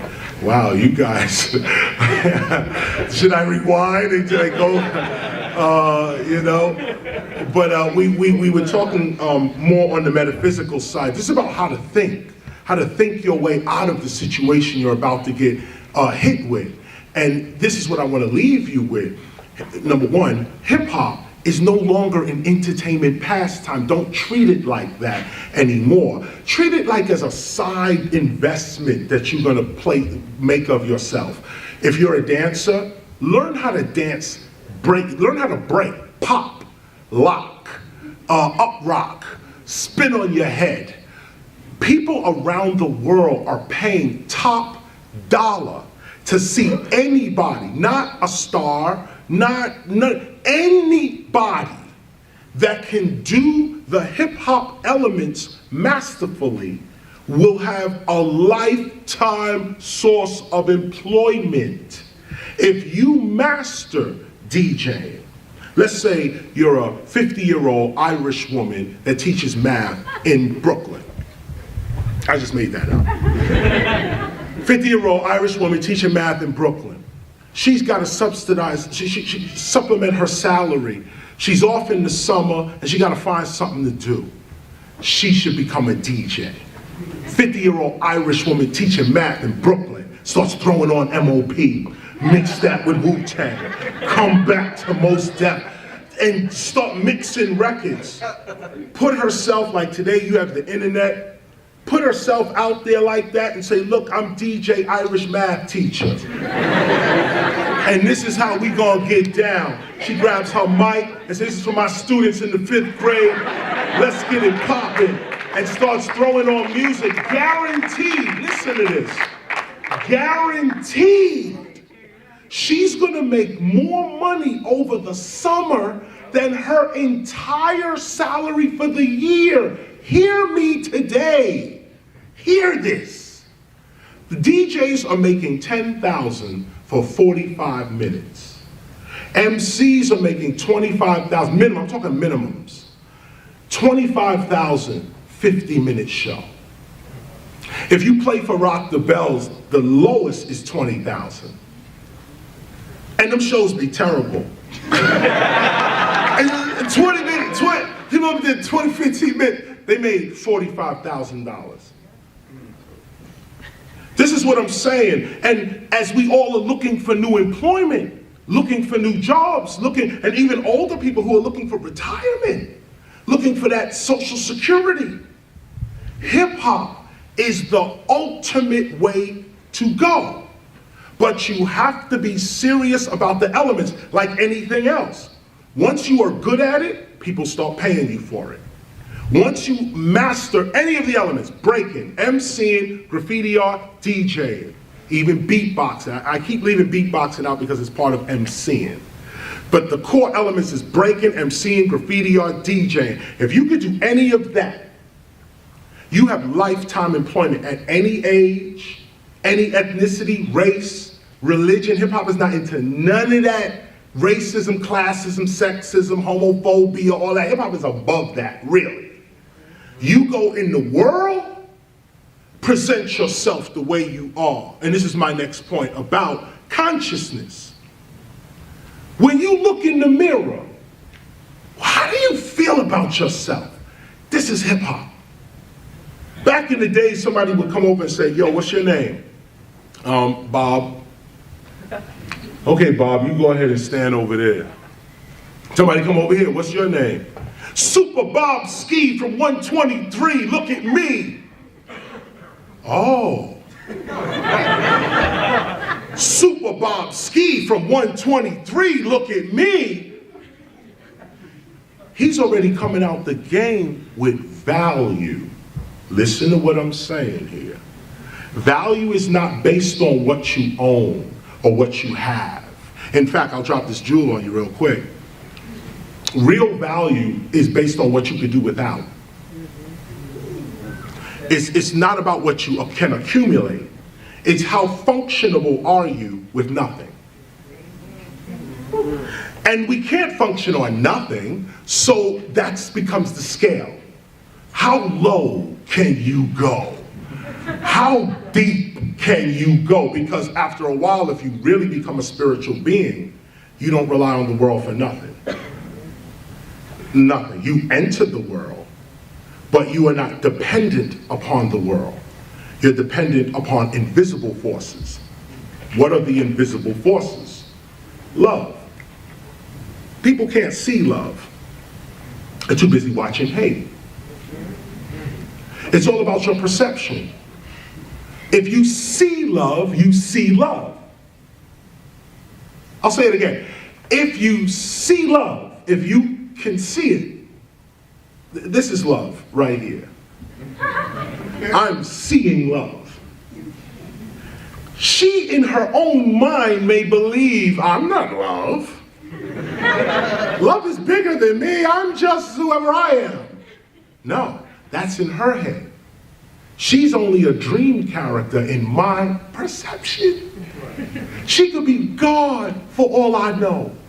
We don't know who anybody is, so why can't she be God? We don't know where God is, when God is, how God is, so why she can't be God?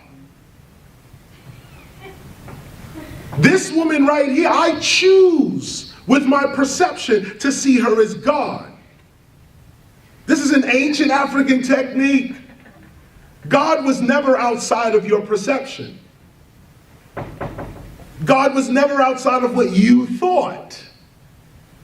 That's why Western man came and said, there is no God, they're just making it up. Right. But God is the greatest human invention in human history. And the reason Africans created God is so that humanity in its infinity would never run out of something to rise to. This is why God exists. If you don't have God, you don't rise. There is nothing human about technology. Sorry. Nothing human about it. And this is what I want to say in terms of your spirit. What can you see? This is God to me. And I respect her and will treat her just like that. That's my perception of her. Now she can do something to break that perception. She could do something to enhance it. What if she knew that I thought she was God? There'd be something in her that would try to live up to the image that I see of her. There'd be something in her that when she approached me, she would at least have to either deny God or become. This is how, as a community, we treated each other. If there is no God, then we are not family. The only way we can be brothers or sisters is if we have the same parent. Think. We cannot call ourselves brothers or sisters if we don't have the same mother or father. When God is the eternal mother, we become all brothers and sisters. When we all say, yes, I am part of this idea called God, not a man in the sky, not even a not even a spirit in a separate consciousness. No, we don't have to get there yet. Let's just make God up right now, like our ancestors did. Nobody told them what God was. What God was your dead father. What God was your deceased mother, grandmother, great-grandmother, ancestor, builder of the tribe. This was the God. And when we got rid of the God, we stopped worshiping that God and started worshiping their God, we lost our spiritual power. No one wants to admit it, but your parents are your gods. Whether they're crazy, deranged, it doesn't matter. They come before you in the hierarchy of life. Nature doesn't care what you think about your parents. Nature is following laws, order. When you're out of the order, when you're out of order, you can't work. What places us out of order first is the speaking of English and relying on English language to define our reality. Speak slang. Say, change every word you can to something else that means something you represent. Never let English language define your reality. That's number one. Number two, what do you think of yourself when you say your own name? My mother named me Lawrence Parker. Guess my name? Lawrence Parker. The minute I got a chance, I got out, I said, I'm an MC. I changed my name. I am now knowledge reigning supreme over nearly everyone. Imagine saying that for the first time. I got a weird reaction, but I changed my reality by changing my name. When I changed my name, I changed my reality. Listen to me. This is going to change. This is it. How is it possible? How is it possible that I can make a record called Sound of the Police and the police are jamming to the record? How is that possible? It's possible because we're not dealing with just words and meaning, and we're dealing with culture. We're dealing with culture. A lot of police officers agree. They say, this is crazy. This job I'm working right now, a lot of cops don't even work. They're like teachers. They get about the same salary. Public servants. I bring the cops up here because this is the beginning of peace in the hood right here. And this is going to sound real corny. But there used to be a time when the police officer used to walk the beat. He used to walk around the block, actually, patrolling. And as he walked around the block, certain business owners would give the police officer stuff. Apple here, something for the kid there, this kind of thing. And what that was it lowered corruption in the hood. The same thing was done to the teachers, but I'm gonna stay here on the cops. Certain neighborhoods took care of their police officers. So the police officers took care of them. In our neighborhoods, we don't take care of the police officers, so they don't take care of us. You are the power, not them. If you would treat the police with respect, they would treat you with respect. I know that sounds crazy coming from me. I know it's crazy. I have to look at myself insane, but the truth must come out. Truth. Any human being will treat you the way you treat them.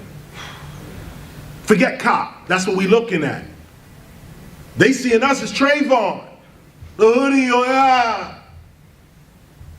No, look past that. If you look past that, look past the English language, look past the imagery, look past your education, look past all that, and see a human being.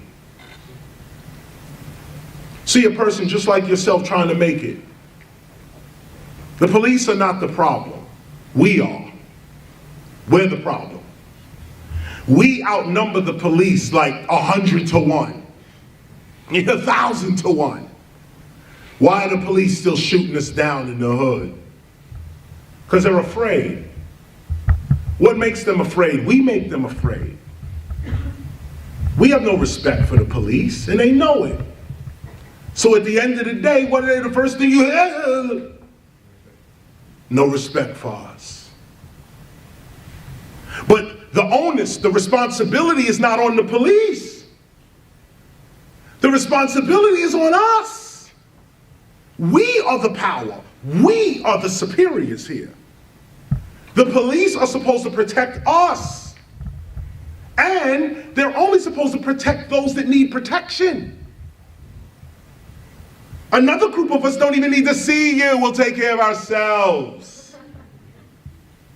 But those that need protection, that's where the cops should be.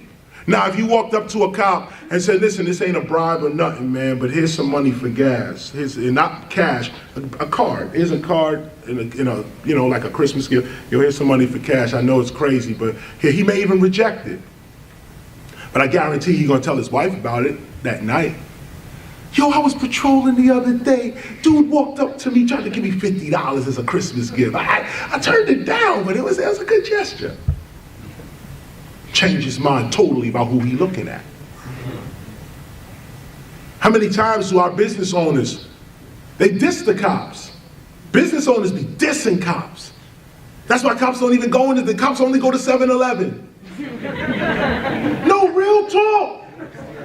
Police, they feel intimidated. They walk inside certain stores, people looking at them. What you doing? Yo, you got the uniform on, you walking around. Cops are getting intimidated too.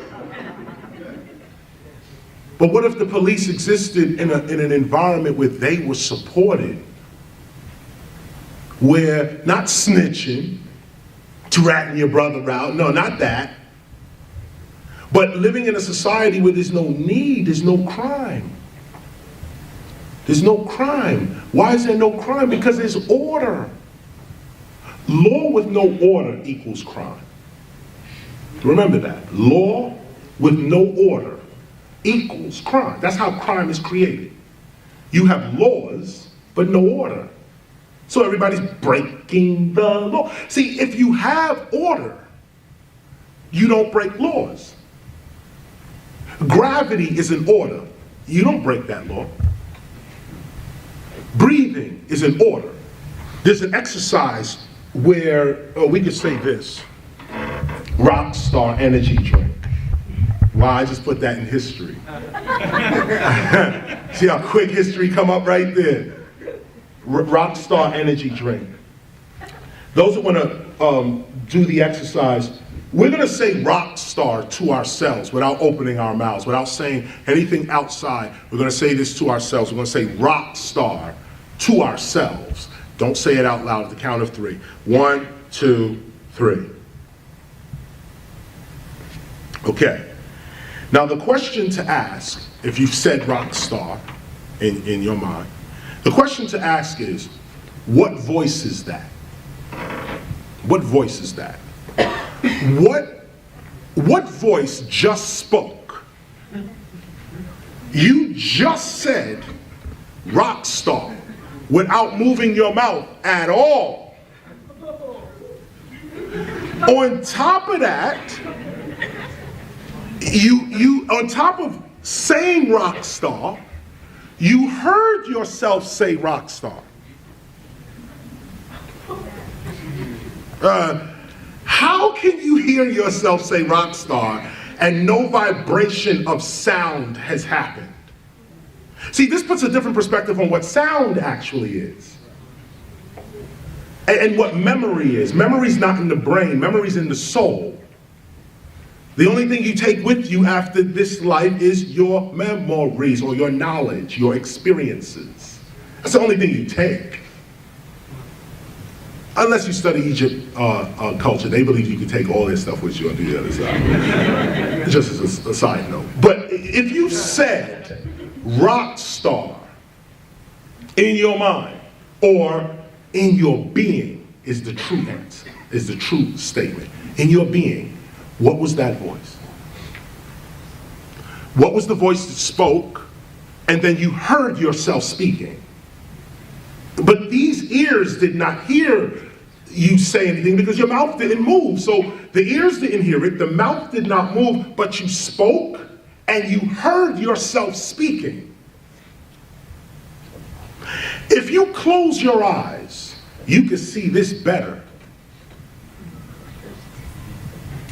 If you close your eyes and put this image in another sight, if you close your eyes, you can still see this.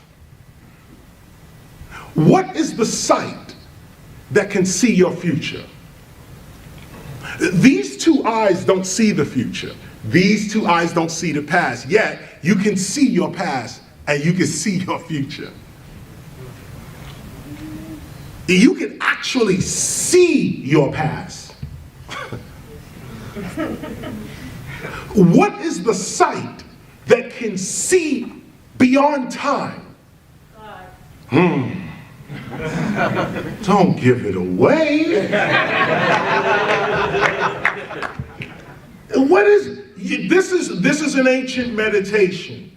This is an ancient meditation that I am not the flesh. I am the energy, the consciousness, the being in the flesh. And this is proof. This is no faith. This is not religion. This is actual fact. You can speak without moving your mouth.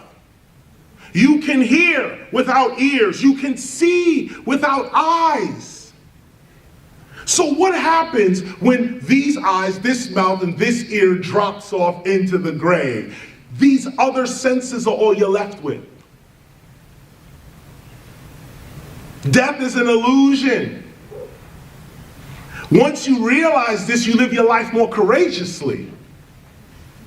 Now, no one wants to die before their time, so you try to protect yourself. But know that this body is the limitation of you. It is not your zenith. It is not your ultimate. Your ultimate is that voice that just said rock star. That voice that just said rock star without nothing physical moving, that person is immortal. That person is not here with you. Let's go deeper. The body is in, 3 dimensions, right? Forward, back, right, left, up, down, and time. Fourth dimension, 3 dimensions plus time. That's our physical reality. Front, back, right, left, up, down, that's 3D plus time. What happened to in and out? Look at the English thought. Back, forth, right, left, up, down, no in and out. No in and out. What is in and out? Rockstar. Rockstar says, I exist without the body. So where is this other existence? Where is it? It's not here. It's not in 3-dimensional space where you really are. The person that said this is in a whole different dimension. Just switch a little bit. Talk to yourself more. Affirm to yourself more. Don't move none of this. No, close this down and go within and say, I am the greatest ... ever. I have all my needs coming with speed. I am a being of love and light and knowledge. No weapon formed against me shall prosper. Whatever it is, have your affirmation on your tongue. Or, sorry, in your being. This is how the gods created this whole reality. The first humans, imagine, the first humans, they came from inner space. They came out. Study the Anunnakis. They came out of inner space. Not from outer space. Inner space. Rockstar.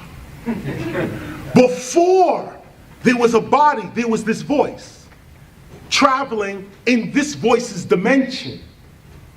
To get here to the earth, the inner voice created this outer extension of itself to be in this dimension.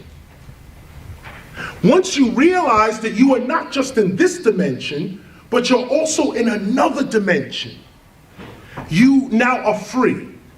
Because whatever happens to you here in this dimension is not your only reality. See, this is how Jesus was able to get beaten and brutalized and hang on the cross. He wasn't here. He was the rock star. Inside, he went to the inner man. Do what you want with the body. I'm not here. Now, once you realize that level of consciousness, where you are officially, you identify yourself as the spirit, not the flesh. You are the inner voice, not the outer voice.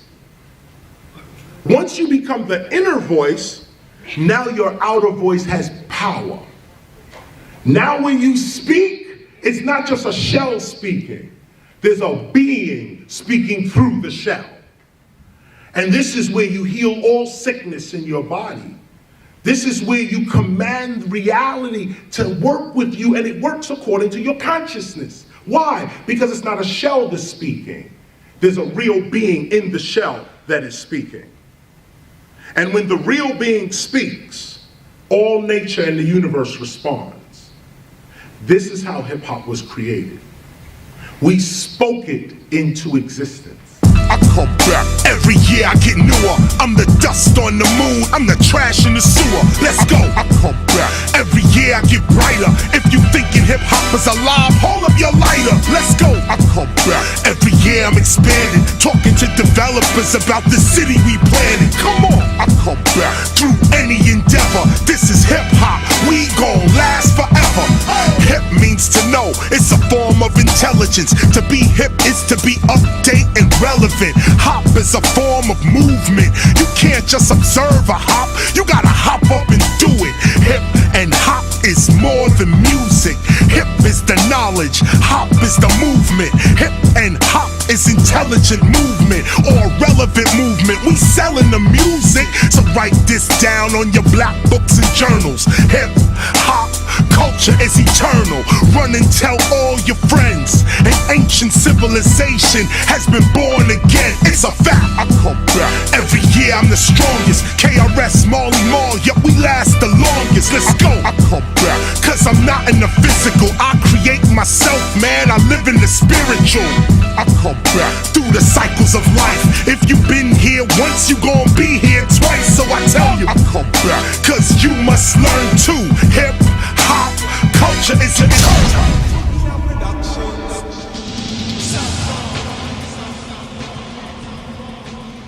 hip hop. Her infinite power helping oppress people. We are unique and unequaled. Hip hop. Wholly integrated people having omnipresent power. The watchmen's in the tower of hip hop. Hydrogen, iodine, phosphorus. Hydrogen, oxygen, phosphorus. That's called hip hop. The response of cosmic consciousness to our condition as hip hop. We gotta think about the children we bringing up. When hip and hop means intelligence springing up. We singing what? Sickness, hatred, ignorance, and poverty, or health, love, awareness, and wealth. Follow me. I come back. Every year I get newer. I'm the dust on the moon. I'm the trash in the sewer. That's right. I come back. Every year I get brighter. If you think hip hop is alive, hold up your lighter. Let's go. I come back. Every year I'm expanding, talking to developers about the city we planted. I come back. Through any endeavor, this hip hop, we gon' last forever. We will be here forever. We will still be here forever. Get what I'm saying? Forever. Marley, I come back. Every year I get newer.